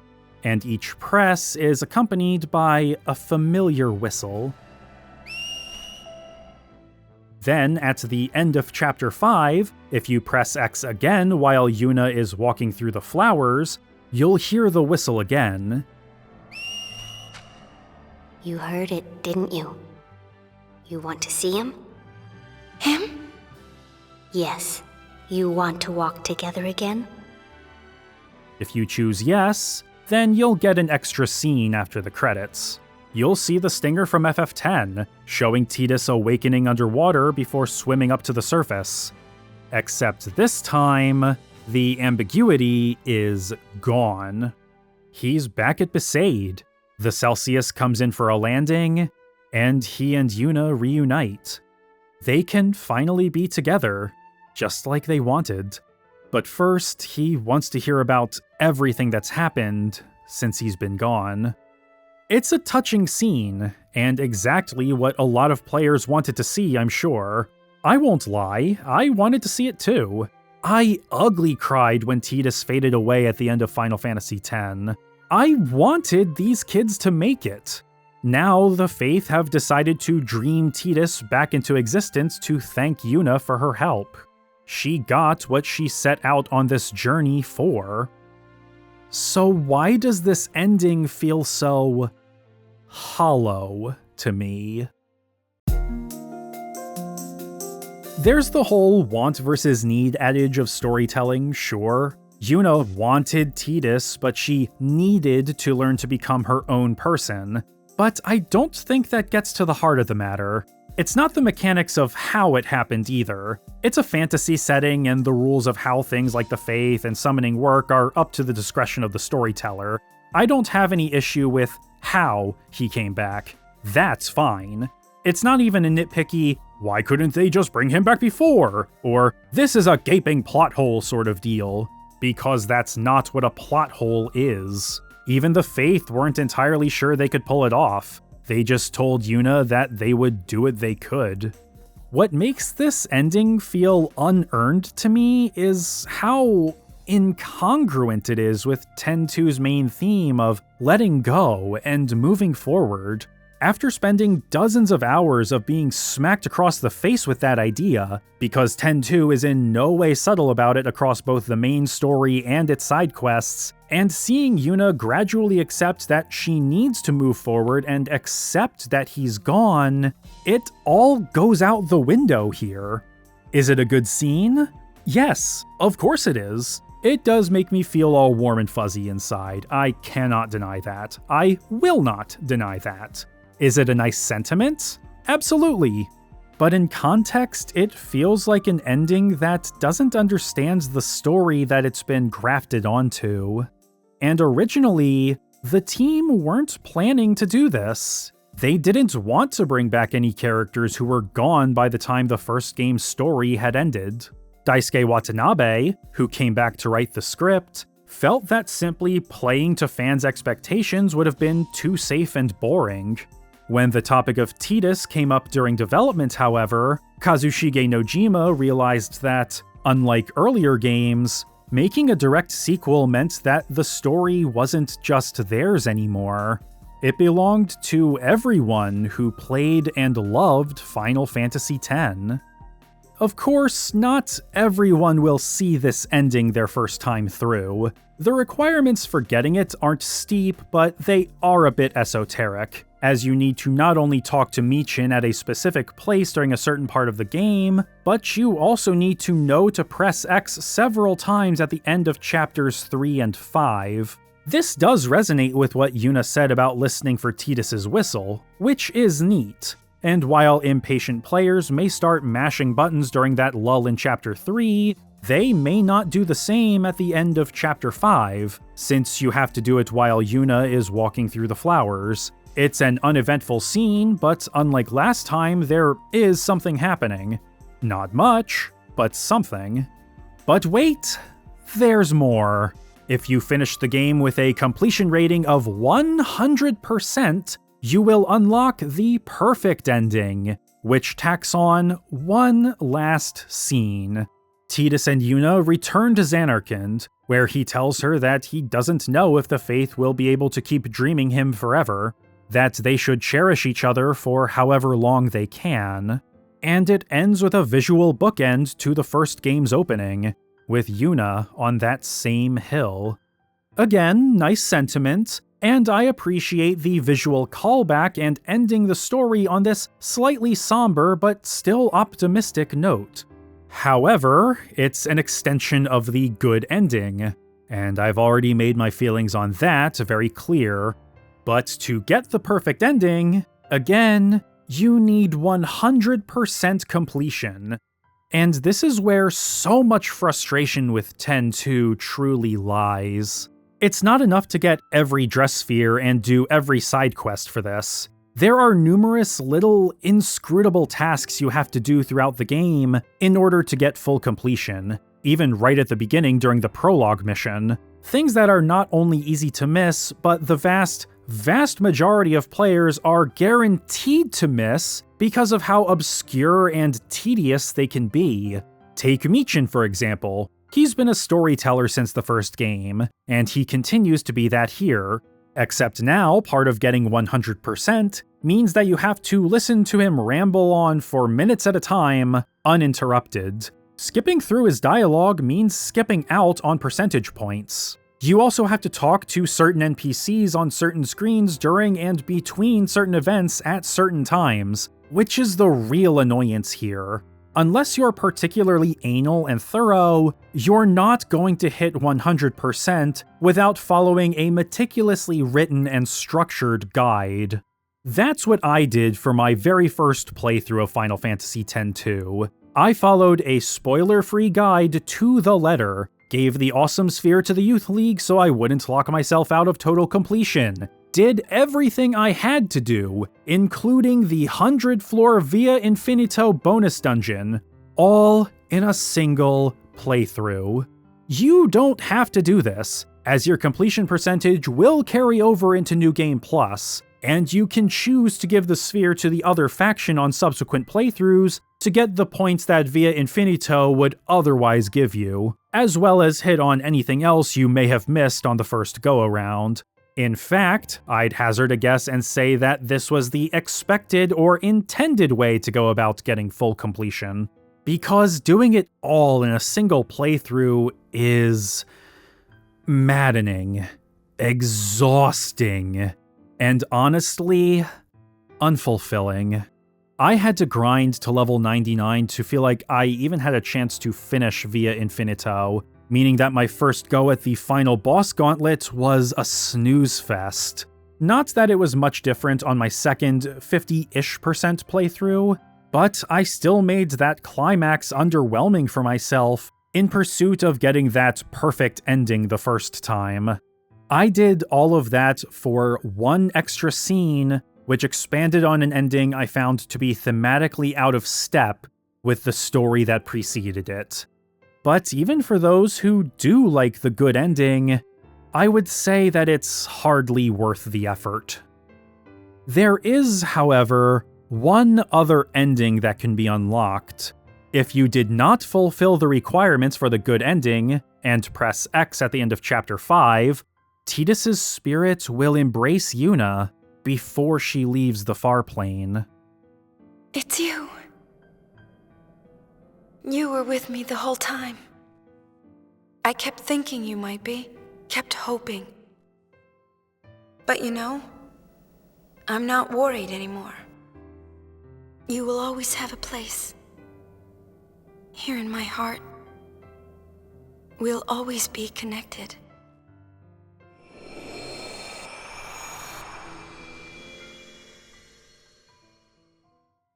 I love you.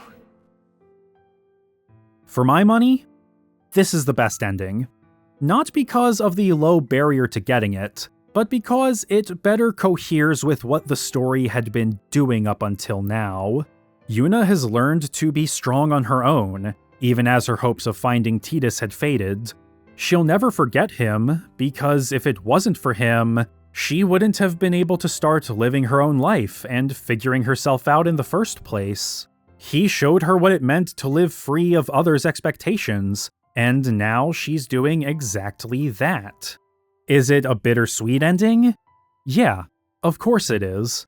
But to me, it's better than the whiplash of Yuna accepting that she has to keep moving forward, only to immediately backtrack and embrace the person who represented a part of her past, even if he was the one to push her towards a better future.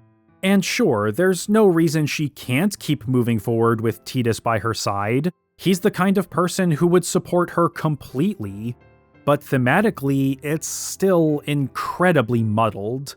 Not bad or wrong, I can see glimmers of how it might work, but it just doesn't quite come together for me. So concludes Final Fantasy X-2, and I'm a bit torn on this one. As a direct sequel to 10, I thought it had a lot going for it. It was nice getting to see how Spira has changed now that Sin is gone and Yevon lost its credibility. Making Yuna the protagonist was a natural choice, and I felt that her character was done justice. The camp does not bother me, and aside from the very beginning, I never felt like it was at odds with the more meditative story being told. Plus, for as hectic as it can be, I did enjoy this version of the ATB system, and really took to the dynamism of the garment grid and dress spheres. At the same time, though, the plot felt somewhat flat. The game's structure, while I'm sure was appreciated by those who detested how linear FF10 was, could feel a bit aimless and even overwhelming at times. And the completionism aspect, honestly, that's probably what hurt the game the most for me. If I did not do a 100% playthrough first, and decided to go back and hit everything I missed on a New Game Plus run, I would probably feel a bit warmer towards 10-2. Not that I hate the game, on the contrary, I do like it well enough, but my feelings on it are definitely colored by that being my first experience. Learn from my mistake. Play 10-2 normally first, and only go for a full completion rating on New Game Plus if you enjoyed what you played. Going into it, I wasn't expecting Final Fantasy X-2 to hit me the same way as its predecessor.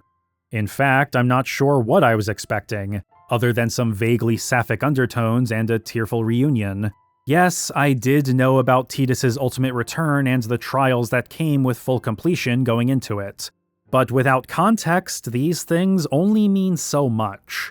Now that I have that context, I can confidently say that I think 10-2 is a good sequel.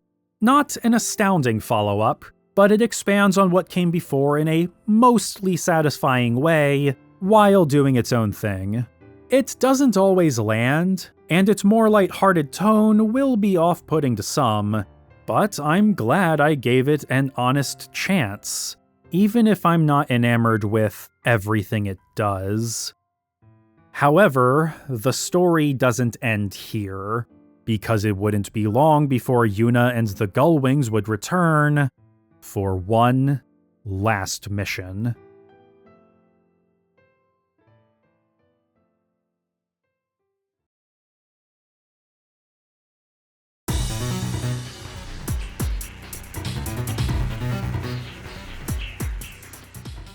On February 19th, 2004, Final Fantasy X-2 International Plus Last Mission, yes, that is the full title, would be released exclusively in Japan. Like its predecessor, this version of the game uses the English dub and expands upon the original, with new dress spheres, garment grids and accessories, 2 new super bosses, a new and expansive creature creator feature, and a new epilogue chapter. Unlike FF10 International, however, there is no option for English text. However, in October 2025, Gledson999 over on the romhacking.net forums released a patch that converts all of the game's text to English, and it even works on original hardware, which is how I played this version of the game for this video. Let's get the little things out of the way first. I like the new dress spheres. The Festivalist, which you can get right at the beginning of the game if you talk to Brother, is a pseudo-magic-based job that plays a little differently for each party member. They can all self-heal and deal okay melee damage, but what sets them apart are their unique festivity abilities. Yuna can fling her sandals and cast different levels of magic depending on how they land, giving you early access to Tier 3 magic at a low MP cost, albeit at a random chance. She even gets access to Flare and Ultima this way, though they have a chance of inflicting status conditions instead. Riku's abilities are based on the goldfish she's carrying, dealing single-target elemental damage, with her last two abilities being gravity and holy based. I got a lot of mileage out of her using this, since she's more consistent than Yuna with this job, though I was a bit upset to learn that her fish abilities are still physical attacks, just with elemental affinities. It wasn't a huge deal most of the time, but it was disappointing when I was making my descent to the far plane at the end of the game, because she couldn't use her holy fish to trounce the Ashmas. That aside though, those fish did a lot of work for me during the endgame. I used this job the least with pain, as her mask abilities, while they still deal damage, have status conditions as their secondary effect. This isn't bad, but I didn't find them to be as immediately useful as a result. Maybe if I had stuck it out to get the stop and petrification masks, I would have appreciated this job on her more, but it is what it is. Aesthetically, it's a fun concept, with all three girls wearing different outfits befitting of a Japanese festival and attacking using different trinkets one can buy at them. And the idea came not from anyone at Square Enix, but from an 8-year-old girl who won a contest to design a dress sphere that was announced in the game's first Ultimania. There were nearly 1,000 entries, and this one impressed the development staff the most. I've heard some people dismiss it as just a gimmick job, and sure, it kind of is, but I liked using it well enough. But between the two new dress spheres, the Psychic is probably the more consistent one in my opinion. It's got solid stats, an ability that damages all enemies a decent amount right from the start, has auto abilities that absorb elemental damage, powerful psionic abilities, and can even teleport behind enemies to evade their wide attacks, giving players the opportunity to actually play around a little bit with battle positioning. Not a whole lot, but more than there was originally. The Psychic is just really cool and fun, leaning into the magical girl aesthetic influences of 10-2's dynamic class-changing system by giving the girls different school uniforms and futuristic visors. It's strong, it's slick, and it was a mainstay on pretty much all of my garment grids throughout the game. Granted, I didn't go for full completion for my international playthrough because, dear God, why would I ever subject myself to that again? So I did miss out on a lot of dress spheres, but I can definitely see myself using Psychic regularly again in future playthroughs. Acquiring the Psychic dress sphere, though, requires you to engage with the biggest new feature added to the main game, the Creature Creator. Accessible from the very beginning by talking to Shinra, you're able to drop capture devices across all of Spira to recruit different fiends as party members, with their size classification determining how many of your 3 party slots they take up. You don't directly control them in battle, aside from having them lean more offensive or defensive by clicking in the analog sticks, but you can teach them abilities and equip them with dress spheres and accessories like you would any of the main trio. I didn't find them particularly fun or useful as companions during the main game though, so it wasn't until Chapter 3 that I revisited this whole part of the game. The Creature Creator has a fair bit going on, between new fiends being available to capture as you progress through the story, their own stories being unlocked as you level them up a little, and, of course, the Fiend Arena, where you're able to fight in tournaments or a battle simulator. At first, this was more or less going to be the totality of this mode, catch monsters and make them fight, conceptually not unlike Pokemon, but it eventually grew beyond that, into being able to use fiends as party members. According to main battle programmer Masaki Kobayashi, this ended up making the whole system significantly more complicated on the back end, with memory limitations pushing him to have certain character stats influence aspects of different creatures you can have in your party. For the tournaments, I initially thought you had to use captured creatures to fight in them, but I was mistaken. Thank God, because sitting back and acting as a mostly passive observer was one of the dullest experiences I had with any version of 10.2. Glad to know that it was entirely self-inflicted, and that the rewards can be pretty great. That being said, even once I figured all this out, I found the requirements to fight the new super bosses here were a bit steep. There's a lot of busy work to finish the tales of specific fiends in a specific order, and needing to do certain side quests to unlock the ability to capture some of them or be able to fight in certain tournaments. It's a lot. Not that I'm begrudging the game for this, I think it's more than fine to make players work hard for a chance at facing the ultimate challenge and getting the best rewards. But do you remember how I said that going for 100% on my first playthrough really hurt this game for me? Yeah, I'm still kinda reeling from that. And it doesn't help that I didn't go for every dress sphere during my playthrough, so I was already at a major disadvantage if I did go up against the super bosses. Thankfully, the creature creator is completely optional, and is not required for the perfect ending either, if you're mad enough to try and go for that. But it is the only way to get the psychic dress sphere, and it acts as an alternative avenue to getting mascot and festivalist, though you're still going to have to work for them. Of course, this is all just what was added to the main game. There's one other major inclusion added to this version: the eponymous Last Mission. Taking place 3 months after the main story, Yuna, Riku, and Pain are reunited when they each receive a mysterious letter beckoning them to come to the recently discovered Udasur Tower, where something of interest awaits them at the very top if they can ascend all 80 floors using only their own skills. Despite being an epilogue chapter, you don't need to have finished the main game to play Last Mission. If you either don't have or choose not to select a finished save file when starting it, you just won't get to see any of the story. It would just be the gameplay. That said, you can use save files from the original Japanese release of 10.2 to jump right into Last Mission if you so choose, and your progress in the chosen save will actually affect certain aspects of Last Mission's dialogue and gameplay. However, Last Mission doesn't play the same way as the main game. Instead, it's a mystery dungeon game, navigating a dungeon that has an ever-changing floor layout littered with traps and enemies. I was not expecting this, and while I haven't played a mystery dungeon game in a long time, the genre is simple enough to get to grips with that I immediately got into a good groove, getting sucked into the roguelike loop. You're allowed to save after any floor using a special item, but you get free opportunities to save after every 5th floor. You get a story scene every 10th floor, and on every 20th floor you fight a boss. You'll also randomly find item shops between floors where you can offload unwanted items taking up space in your very limited inventory. I like that they're run by magic pots. The little guy inside tickles me.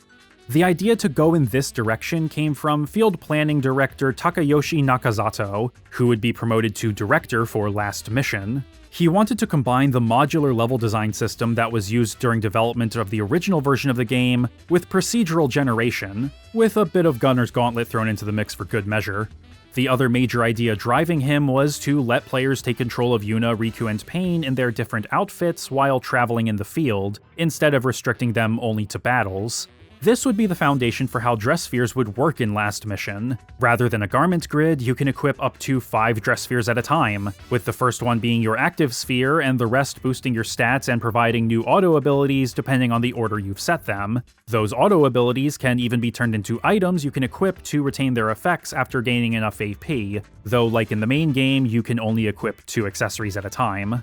Your character has a level, of course, but so do your dress spheres, which can only be raised by using dress fusion folios to combine 2 of the same kind of dress sphere. If your current dress sphere's HP hits 0, it will break and you'll switch to the next one equipped. If you don't have any equipped, you'll be the pitiful freelancer, and if you fall in this state, you'll be booted from the tower and lose all of your gil, items, and experience, starting again completely from scratch save for whatever you were able to send to storage. You can also be kicked out by the Founder, who appears if you spend too much time on a single floor. You can steal great items from him, including level 4 dress spheres, but you actually have to get caught by him in order to get to the final floor, as there's no elevator from floor 79 to 80. You have to let him get you on floor 77 to jump right to the final boss, which is a bit obtuse, but so are some of the requirements to unlock the elevators on every 5th floor. Some require you to drop or throw items, fake attacks, pass turns, or even be turned into one of LeBlanc's goons, in addition to beating a certain number of enemies, for all the seals to open.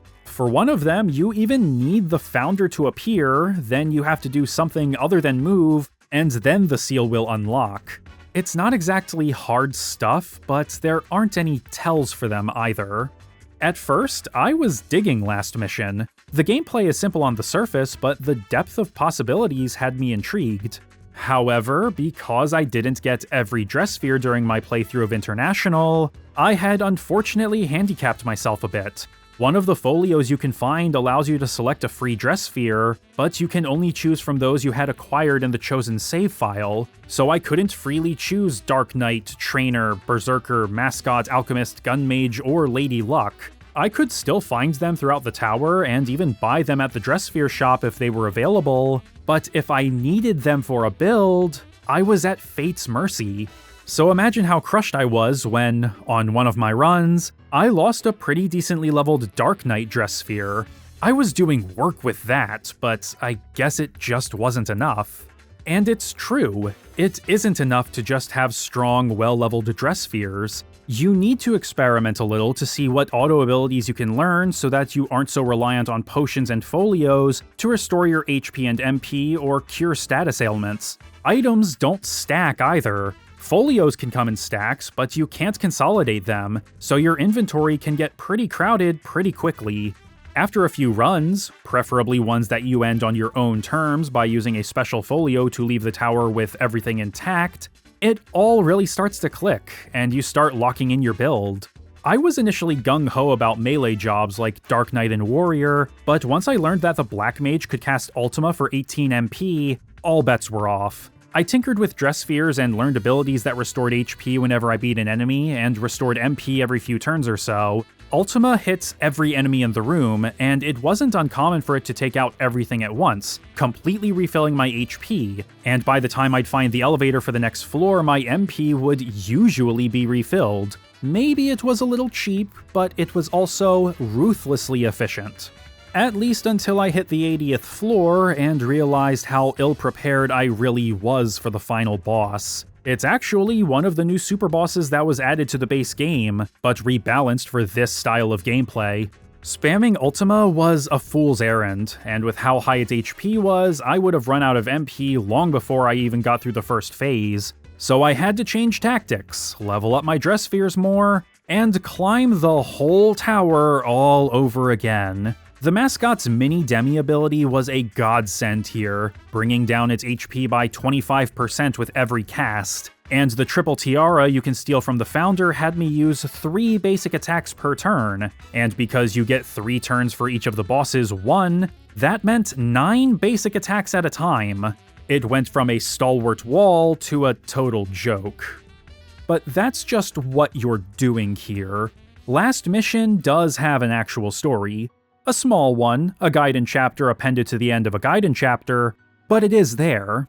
As the girls ascend the tower, they take the time to catch up on what they've been doing since they went their separate ways. Yuna has been at Besaid, Riku's been keeping busy all over the place, and Pain has been wandering aimlessly without either of her friend groups around. In fact, she was the one who wrote the letters bringing them together. The promise of something waiting for them at the top was just something she made up. The 3 of them realize that, despite not much time having passed, they've already begun to drift apart.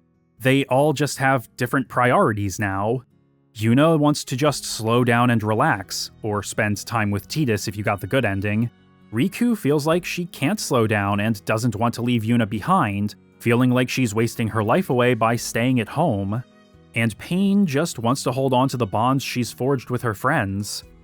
Gradually, they come to understand that their time together as sphere hunters was driven more by mutual interest than true camaraderie, and by the time they reach the top of the tower, where an ancient, seemingly busted machina is all that awaits them, they come to accept this. They'll go their separate ways again, but they'll always cherish the memories that they made together. I'm not really a fan of the idea that they only stuck together because they felt obligated to, although I can definitely see how their relationship could be read that way, but I do find the idea at the core of the story, that people do sometimes grow distant as they get on with their lives, to be a salient one. Regardless of which ending you got, Yuna wanting to stay in Besaid makes sense for her character at this point. She's had enough adventure and excitement for a while, and she wants to live a simple, quiet, normal life right now. Riku's energetic personality and go-go-go attitude would obviously clash with that, and her constant concern for Yuna would naturally clash with her cousin's desire to just take it easy for a bit. Pain, meanwhile, has always been the odd one out, being the new girl who didn't really like to open up about herself, but with her old comrades trying to unite Spira and atone for their factionalism, she didn't have anyone else to fall back on. Of course she would want to try and get the band back together, to try and reignite the spark they had. And the idea that she's writing a book about their time together to preserve her memories of it all? That's touching. Thematically, Last Mission is a cogent epilogue chapter for Final Fantasy X-2.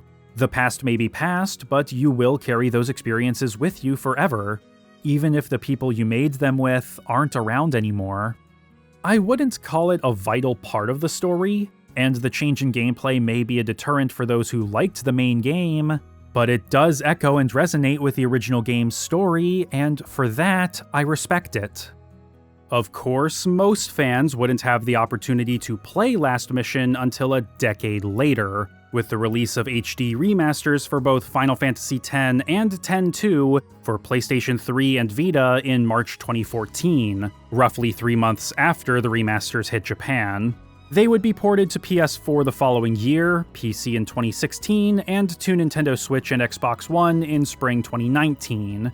Unlike FF10's remaster, though, there isn't all that much to say about this version of X-2. It has mostly the same features and shortcomings, but with a couple of key differences. Specifically, the faces haven't been mangled and are still as expressive as they were on the PS2, and the soundtrack was not rearranged.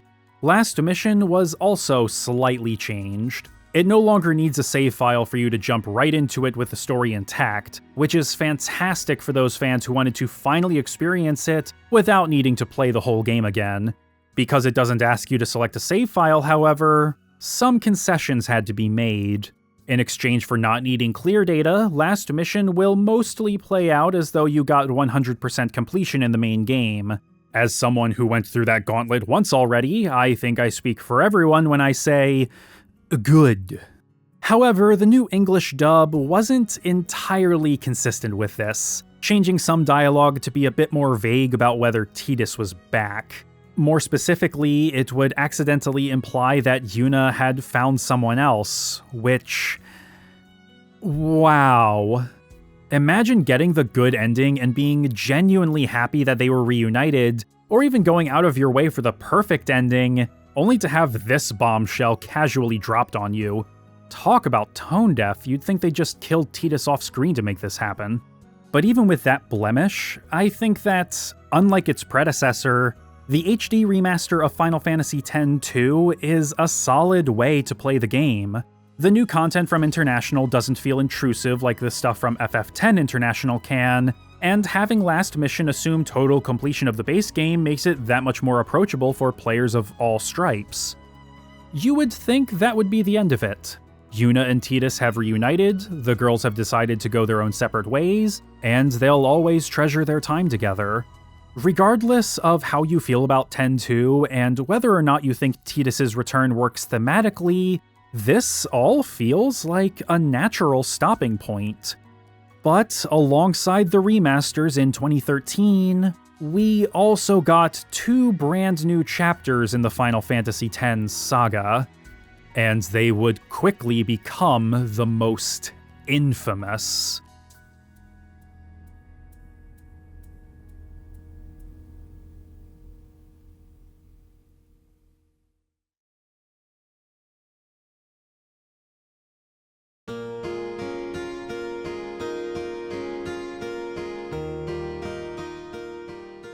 On December 26th, 2013, the same day as the PS3 and Vita release of the Final Fantasy X 10-2 HD Remaster, Square Enix would also publish Final Fantasy X 2.5 Eien no Daisho, or Price of Eternity, exclusively in Japan.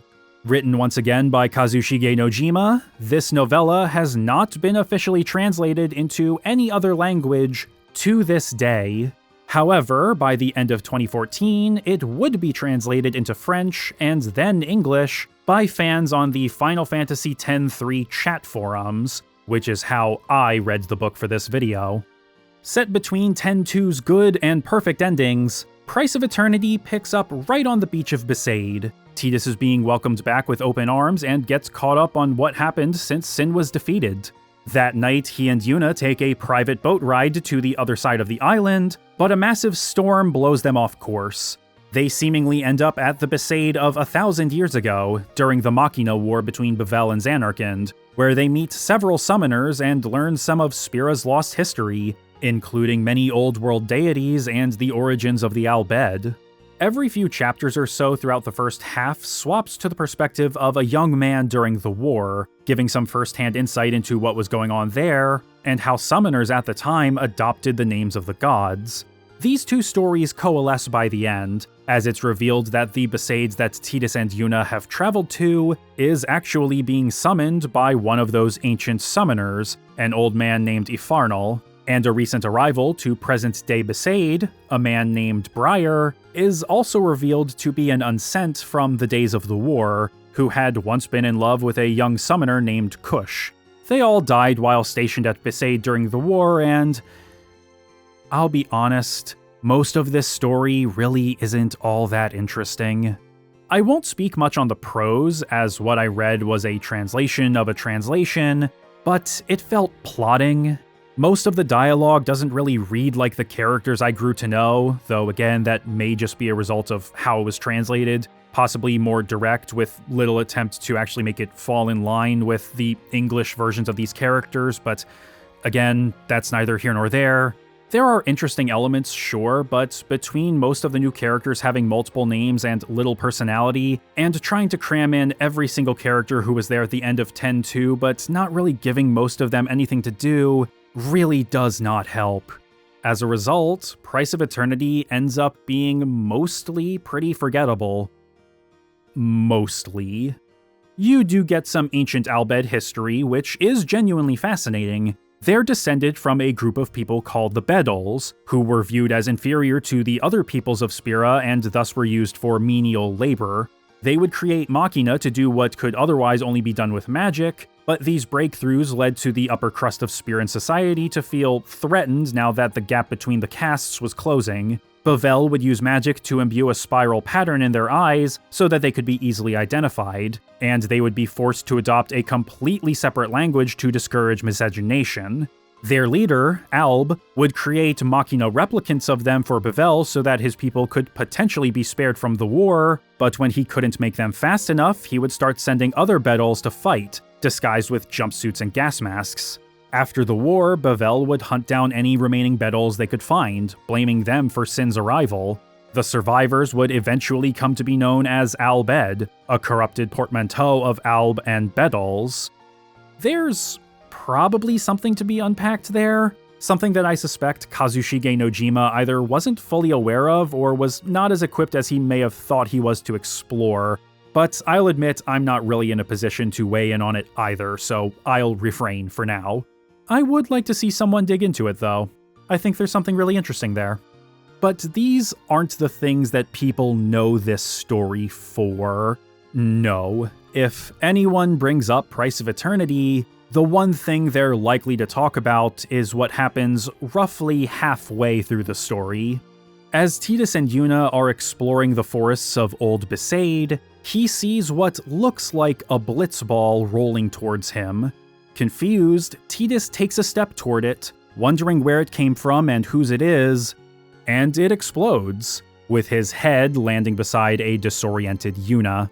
He gets brought back, which we'll touch on in a bit, but this story beat has drawn nothing but scorn and disdain from fans, and it's easy to see why.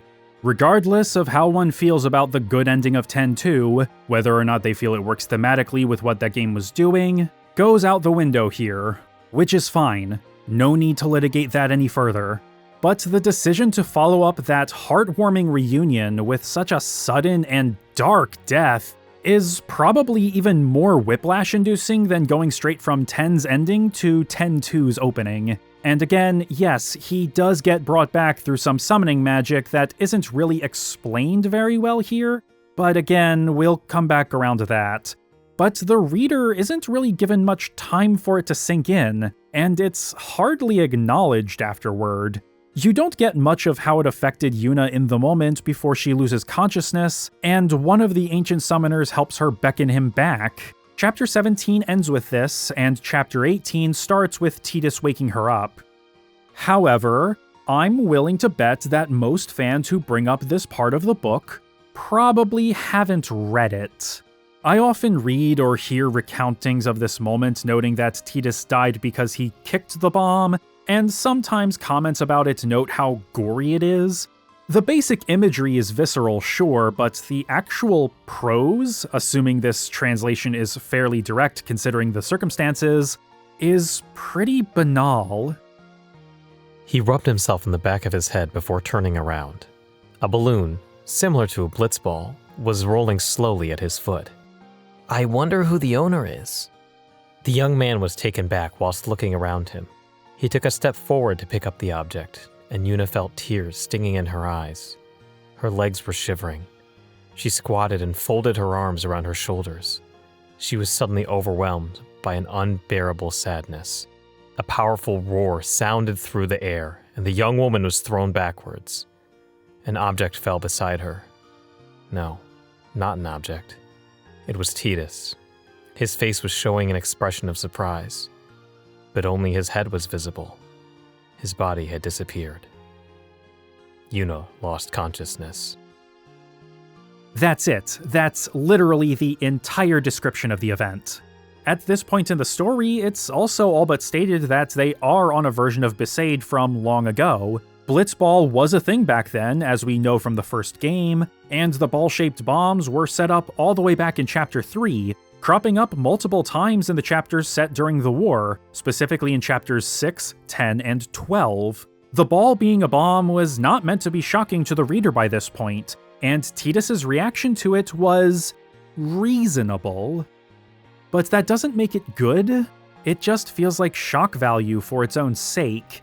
You could theoretically cut that part from the book and practically nothing would change, but in doing so, you would also get rid of the one part that people actually know or remember about it, because basically everything else is stupendously dull and a waste of potential.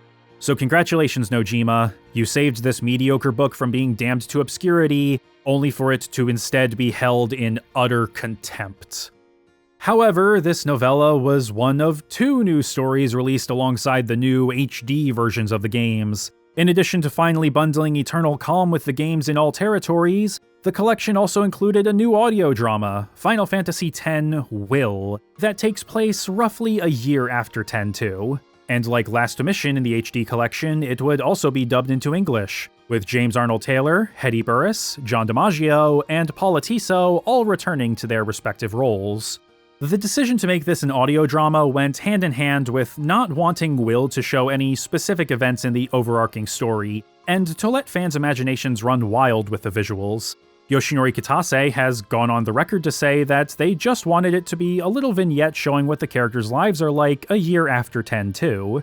And just like most of the rest of the stories in the Final Fantasy X series, this one would also be penned by Oh God, Him Again, with the only new illustrations from Tetsuya Nomura, showing new looks for Tidus and Yuna, appearing at the very end of the montage of concept art and screenshots accompanying the audio.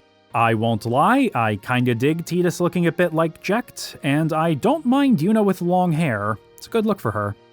As for the actual content of Will, hoo boy. It's told from the perspective of a 17-year-old girl named Chuami, an assistant to her sender friend Kurgum.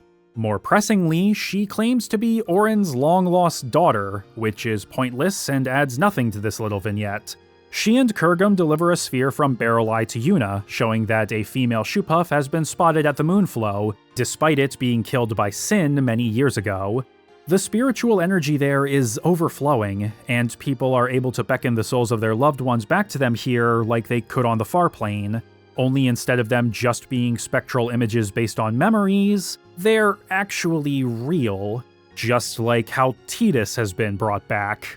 And wouldn't you know it, someone uses this beckoning power to bring back Sin as Yuna and Tidus' relationship crumbles apart. She thinks he's cheating on her with a girl we don't meet named Marfi, who Tidus insists is just a friend, and Yuna tells him she's fallen in love with someone else he doesn't know. No other information is given about them, and Yuna goes to stand against Sin once more. End of Will. Thanks, I hate it. Breaking up Tidus and Yuna, especially after having to jump through the minor though esoteric hoops to unlock the good ending in 10-2, feels like a total slap in the face to anyone who is invested in them. There isn't even any build-up either. It just sort of happens, and like Chuami being Oren's daughter and Sin's return, is just left to dangle. You could argue that she's breaking up with him to protect him because if he learns about what happened to him in Price of Eternity, he'll fade away for good. But that doesn't make it any better. For non-Japanese fans, it would serve only to frustrate further because of missing context that's language locked. Strictly speaking, you don't need to read the novella to understand the audio drama, it makes sense without it, but that doesn't change the fact that it is so bleak. Kitase would be asked by Siliconera why Will turned out this way, and his answer basically amounted to wanting the post-10-2 story to run in the opposite direction of the happy ending we got in 2003, and Sin was brought back because he and Nojima wanted to keep the beast around because of how important it had been before. I won't say that these are inherently poor creative decisions. Given enough grounding, they could probably work just fine, but they're handled with all of the grace and tact of a semi-truck. How do I even begin to discuss how short-sighted, tone-deaf, and repetitive this all is? Why go to the trouble of making players work to get Tidus and Yuna back together, only to unceremoniously tear them apart like this? What's the point in making the perspective character Oren's supposed daughter? And why, oh why, are we doing Sin again? Why are we pulling in Advent Children and retreading this old ground? How could this possibly not be a hollow attempt at trying to create more cheap shock value, while also giving fans some member berries? Bringing it back won't give it the same weight as before because that personal animosity Tidus had for Jecht no longer factors into it. And while this all feels like it's setting up for a Final Fantasy X-3, that was not the intention when Will was produced. And as of 2018, the official word from Kitase on the matter is that, while the staff that worked on the audio drama were enthusiastic about a threequel, they've been too busy to even begin thinking about it. I don't know if a Final Fantasy X-3 will happen in the future, but if these interstitial chapters are going to be a precursor to it, then no thanks, I'm good. They feel like Nojima and Kitase really don't get why people liked Final Fantasy X, and are more interested in big twists in the plot without considering the impact they have on the stories they're telling or the stories they've already told. They've devalued the characters' accomplishments in both games because everything they've worked for is completely undone with little rhyme or reason. Will turns Yuna and Tidus' romance, the strongest thread between both games in my opinion, into a shaggy dog story. Nothing matters anymore. Everything they and the player fought so hard for was completely meaningless. And sure, a proper threequel could possibly bring these things together and make them all work thematically, but considering that there were no plans for a third game when these stories were made, and that Will specifically was written to go against the grain of what came before, well, I wouldn't hold my breath. maybe we will see 10-3 for the original game's 30th anniversary or something, but the damage is already done. 10-2 already had a bit of a dodgy legacy, and these two stories didn't help with that one bit.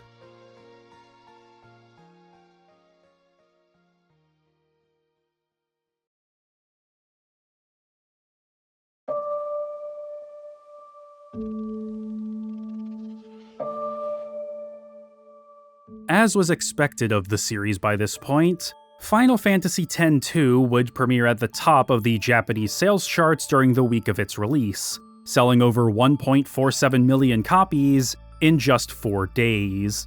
While it wouldn't move as many copies as its predecessor did at launch, it did manage to stick around in the top 30 longer than Final Fantasy X, 15 weeks versus only 11.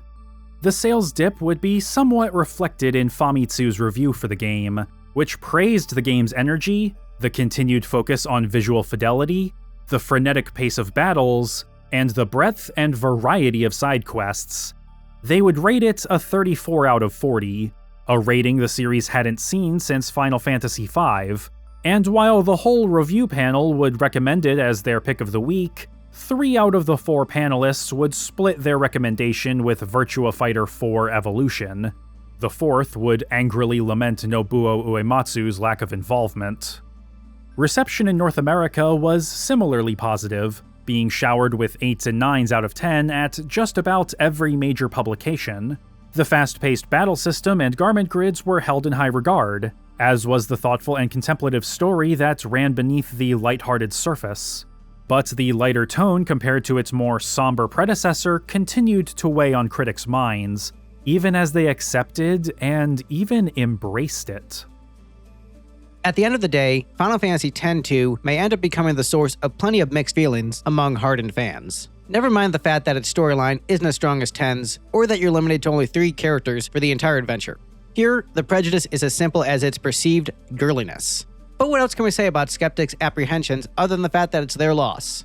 Simply put, X-2 is a brilliant and addictive romp through Spira that we're certainly glad to experience, and one that could definitely mark the beginning of future opportunities for the franchise. All the RPG aficionados have to do is give it the chance. Jeremy Dunham, IGN. I know a lot of people have the wrong idea about Final Fantasy X-2.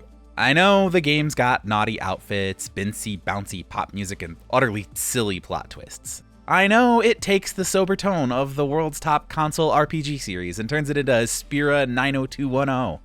It doesn't matter. X-2 is still the best thing going for RPG fans right now. Kevin Gifford, Electronic Gaming Monthly. Of course, comparisons to Final Fantasy X were inevitable, and while critics enjoyed the sequel, few would hold it in as high esteem as its predecessor. All told, X-2 is a respectable follow-up, but it doesn't come close to rekindling the magic of the original. Andrew Reiner, Game Informer. Similar to Japan, initial North American sales wouldn't be quite as strong as they were for Final Fantasy X. While the original was the second best-selling game of the territory in December 2001, only falling behind the juggernaut that was Grand Theft Auto 3, X-2 would come in at 3rd place, behind Mario Kart Double Dash and Medal of Honor Rising Sun. By the end of January 2004, it would cross 1 million sales in the territory, while it had sold 2 million in Japan, making it the best-selling game of 2003 in its home country. The release of Final Fantasy X-2 International plus Last Mission on February 19th would further add to this, selling roughly 55,000 more copies in its first week than FF10 International had done 2 years earlier. By the end of 2004, it would sell 288,000 copies, leading the international re-release of the first game by over 47,000 units. And by the time the HD remaster of the FF10 duology was released in 2013, X-2's global sales would exceed 5.4 million. While not as strong as its predecessor's 8.5 million at that same point in time, it was clear that Final Fantasy X-2 had been a major commercial success, and now that every modern release of Final Fantasy X comes bundled with the sequel, its sales have continued to increase over time, with the HD remasters having sold an estimated 6.8 million copies as of 2021.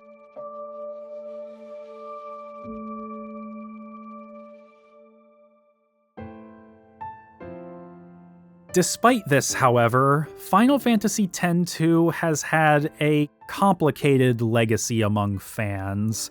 While attitudes toward it have softened a bit over time, with some even willing to give it a place on listicles of the best games in the series, it is seldom a part of conversations about mainline titles, and whenever it does appear in those listicles, it's rarely ever ranked above the middle tiers. The gameplay has continued to see praise, and the story at its core has seen some reappraisal now that the shock is long worn off. There are even those who, like me, go to bat for the sad ending over the good ending, believing it to be more resonant with the story the game was telling. But X-2 is remembered less for what it is, and more for what it represents. Despite it being the last game Square released pre-merger, it's often seen as the canary in the coal mine for how the series would change in the years to come. Shortly after X-2, Square Enix would quickly turn Final Fantasy VII into a franchise unto itself, with heavily mixed results. This would be followed by an episodic sequel to Final Fantasy IV, which would similarly garner a reception that was mixed at best. Jason Schreier, writing for Kotaku, would even call it, quote, the worst Final Fantasy game. Just about every new numbered entry in the series would similarly be turned into its own little sub-series, a trend which X-2 started. Final Fantasy XII would have the Ivalice Alliance, which included its own direct sequel spin-off, Revenant Wings for the Nintendo DS, Tactics Advance 2, and Final Fantasy Tactics The War of the Lions, with both the first Tactics Advance and Vagrant story being grandfathered in. Final Fantasy XIII, which itself would take cues from X-2's Garment Grid, would be the headliner of the Fabula Nova Crystallis subseries, with Final Fantasy Versus 13 and Agito 13 filling out the lineup. And when Versus fell into development hell and Agito was rebranded to Type 0, Final Fantasy XIII would be expanded into a trilogy of its own. Versus 13 would eventually be reworked into Final Fantasy XV, and would receive an absolute glut of additional material both pre- and post-launch, including a feature film, an anime miniseries, short stories, spin-off games, and DLC. And while Final Fantasy XVI would largely break this trend and release as just a standalone video game in 2023, it too would eventually get some DLC. And all of this is to say nothing of Shinra making a sly reference to Final Fantasy VII's live stream in an optional scene, leading not only to endless speculation of Final Fantasy X and X-2 being prequels to 7, but to the character being referenced visually in an Easter egg in the latter's remake series, further fueling those flames. Final Fantasy X-2, regardless of one's personal feelings about the game itself, is a flashpoint moment for the series at large. It was basically ground zero for the continuous franchising of individual entries, with only a scant few of them being spared any post-hoc expansion. All of this falls in line with Square Enix's business strategy of wanting to exploit their biggest franchises, which was outlined in a report published in February 2004. And while X-2 predates this plan, it neatly fits the pattern. It's not uncommon for the game to be seen as the beginning of the post-merger era because of this, despite development starting before the merger was finalized. We can split hairs about the timeline all day, we can point out that it is from before the merger all we want, but it hardly matters, because Final Fantasy X-2 is a product which makes just as much sense post-merger as it does pre-merger, if not more so. It is seemingly impossible for discussion of X-2 to be had without someone broaching the topic of the merger, and how Square Enix has handled the franchise ever since. And with the advent of the X 2.5 novella and the audio drama packed in with the HD remaster, even discussion of the game's endings has been tainted. Some have taken to preferring the sad ending simply because they know the good ending leads to the maligned post-X-2 stories. Others can't seem to express their preference for the good ending without qualifying it by denouncing what we know comes after. Others still take those new stories as vindication for not liking 10-2 in the first place. And while there is still a desire for a Final Fantasy X-3 in some corners of the fandom, the negative reputation of the recent side stories has dramatically tempered this longing for many others. You would be hard-pressed to find someone who holds Final Fantasy X-2 in as high esteem as the first game. Such people are out there. I have met and talked to them, and I've even met a couple people who hold X-2 as their favorite game in the entire series, but they are few and far between. However, it isn't as loathed as it was back when it was new, and there are now plenty of fans who enjoy it for what it is. At the time, Final Fantasy X-2 didn't seem like the next great leap forward for the series. It didn't need to be, and nobody was expecting as much. But over time, it became evident that it did represent a great change. It just wasn't immediately apparent.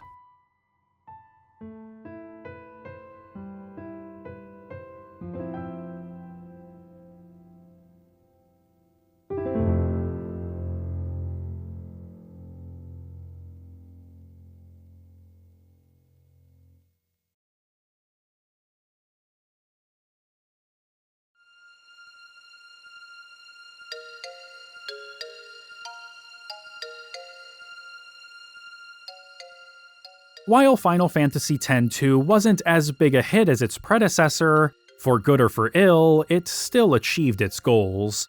But for those fans who didn't like Final Fantasy X, or otherwise preferred the series stick to its anthological roots, it was easy to dismiss it. It was not the next step, just an extension of what had come before. And so they would wait for the next entry, in the hopes that Final Fantasy wouldn't continue to stray from its roots.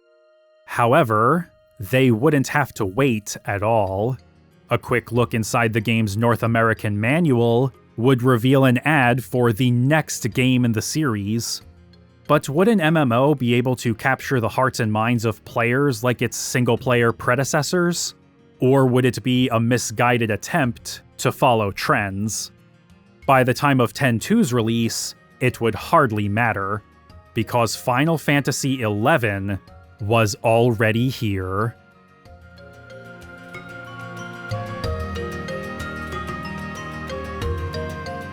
So that's another one in the can, and honestly, I don't really know how to start this. I'm not used to doing the sort of talk to your audience during the credits after a video's over kind of shtick. I've barely done it before, but there's new Patreon stuff that I'm obligated to do.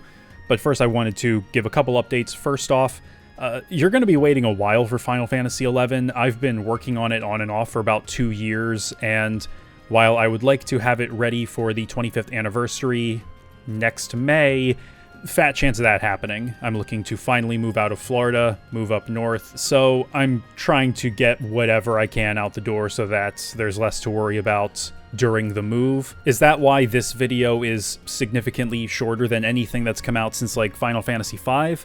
No, I just didn't have as much to say. I don't think there was as much to say, really, but you'll read that in the eventual postmortem if you're a patron. Speaking of patrons, I do have a couple new tiers over up on the Patreon. They're a little pricey, but you do get special recognition during the credits, like this. I'm going to be recognizing the one person that's taken one of these tiers so far. That is Mylene00. She is the one research assistant tier patron I have, and that is super cool. Thank you, Mylene. I know you've been around for a while. You're active in the Discord. It's always good to have you around. All patrons right now are being invited to help out with the next video and several videos in the future, regardless of tier. The next video after this one is Halo. I've had it in mind for a little bit. I'm finally pulling the trigger, and we've been doing a whole bunch of multiplayer to get that part of the video as fleshed out as possible, especially considering just how much of a time crunch it's going to be under. I'm trying to get it out for Bungie Day on July 7th. But anyways, thank you all so much again for watching. I hope you're all looking forward to the next step. Again, Final Fantasy XI isn't going to be until sometime next year, probably Christmas. And if you like what I do, then you can subscribe, like, comment, and of course there's the Patreon there. You get Patreon Discord, you get bonus videos with every upload. There are going to be a few going out with this one. One of them is talking about the Magic the Gathering Final Fantasy scene boxes with Aiden, kind of following up on that big MTG video we did last year. I did a live reading of the entire context section of the Final Fantasy XI script. That's going to be a bonus video. And John gave me a tour of most of his game collection when shooting B-roll, so I gotta edit that, and that should be something all fun and neat, even if the audio is going to be a little substandard. But again, thank you all so much for watching, and I hope to see you guys next time.